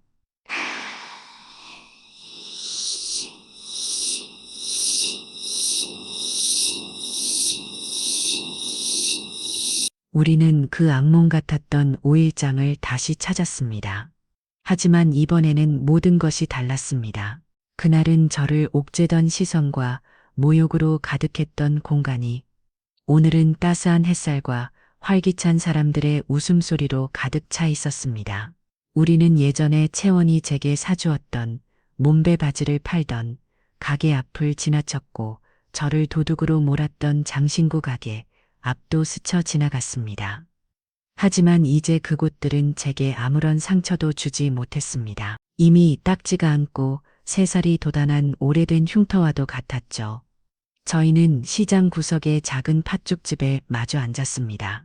김이 모락모락 피어오르는 따끈한 팥죽을 한 숟갈 떠먹으니 얼어붙었던 속이 따뜻하게 녹아내리는 기분이었습니다.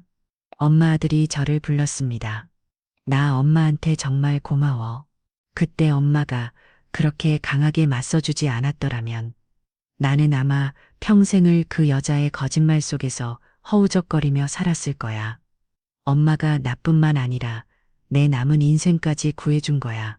이 은혜 평생 갚으면서 살게. 은혜는 무슨? 엄마가 자식을 위한 한계 당연한 거지. 너는 그저 앞으로 내 인생을 더 소중히 여기고 좋은 사람 만나서 행복하게 살면 된다. 그게 이 엄마에게 해주는 가장 큰 호도다. 저는 웃으며 아들의 그릇에 새아심을 하나 더 얹어주었습니다. 집으로 돌아오는 길 차창을 열자 시원한 가을 바람이 왈칵 쏟아져 들어왔습니다. 이래요. 저는 눈을 감고 그 바람을 맞으며 생각에 잠겼습니다. 지난 1년 동안 제게 일어났던 일들은 제 인생을 송돌이 흔들어 놓은 거대한 태풍과도 같았습니다. 하지만 그 태풍 덕분에 저는 제 안에 숨겨져 있던 강인함을 발견할 수 있었습니다.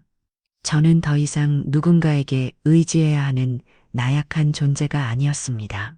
스스로 생각하고 계획하고 행동하여 제 삶의 주도권을 되찾아온 당당한 전인자였죠. 사람들이 말하는 사이다라는 것은 단순히 악인이 벌을 받는 통쾌함만을 의미하는 것이 아니라는 것을 깨달았습니다. 그것은 부당한 운명에 굴복하지 않고 자신의 존엄성을 스스로 지켜냈을 때 비로소 얻게 되는 짜릿하고도 성스러운 성취감이었습니다. 평화는 누가 가져다 주는 것이 아니라 스스로 싸워서 쟁취해야 하는 것이라는 평범한 진리를 저는 제 온몸으로 배우게 된 것입니다. 제 옆에서 운전대를 잡은 아들의 얼굴에 편안한 미소가 걸려 있었어요. 우리는 이제 괜찮을 겁니다. 앞으로 또 어떤 바람이 불어올지는 모르지만 이제 우리는 그 바람을 피하지 않고 함께 맞서 나아갈 수 있을 겁니다. 차는 우리의 새로운 일상을 향해 따사로운 가을 해살소를 유유히 달렸어요. 정말 오랜만에 느껴보는 가슴 벅차도록 완벽한 평화입니다.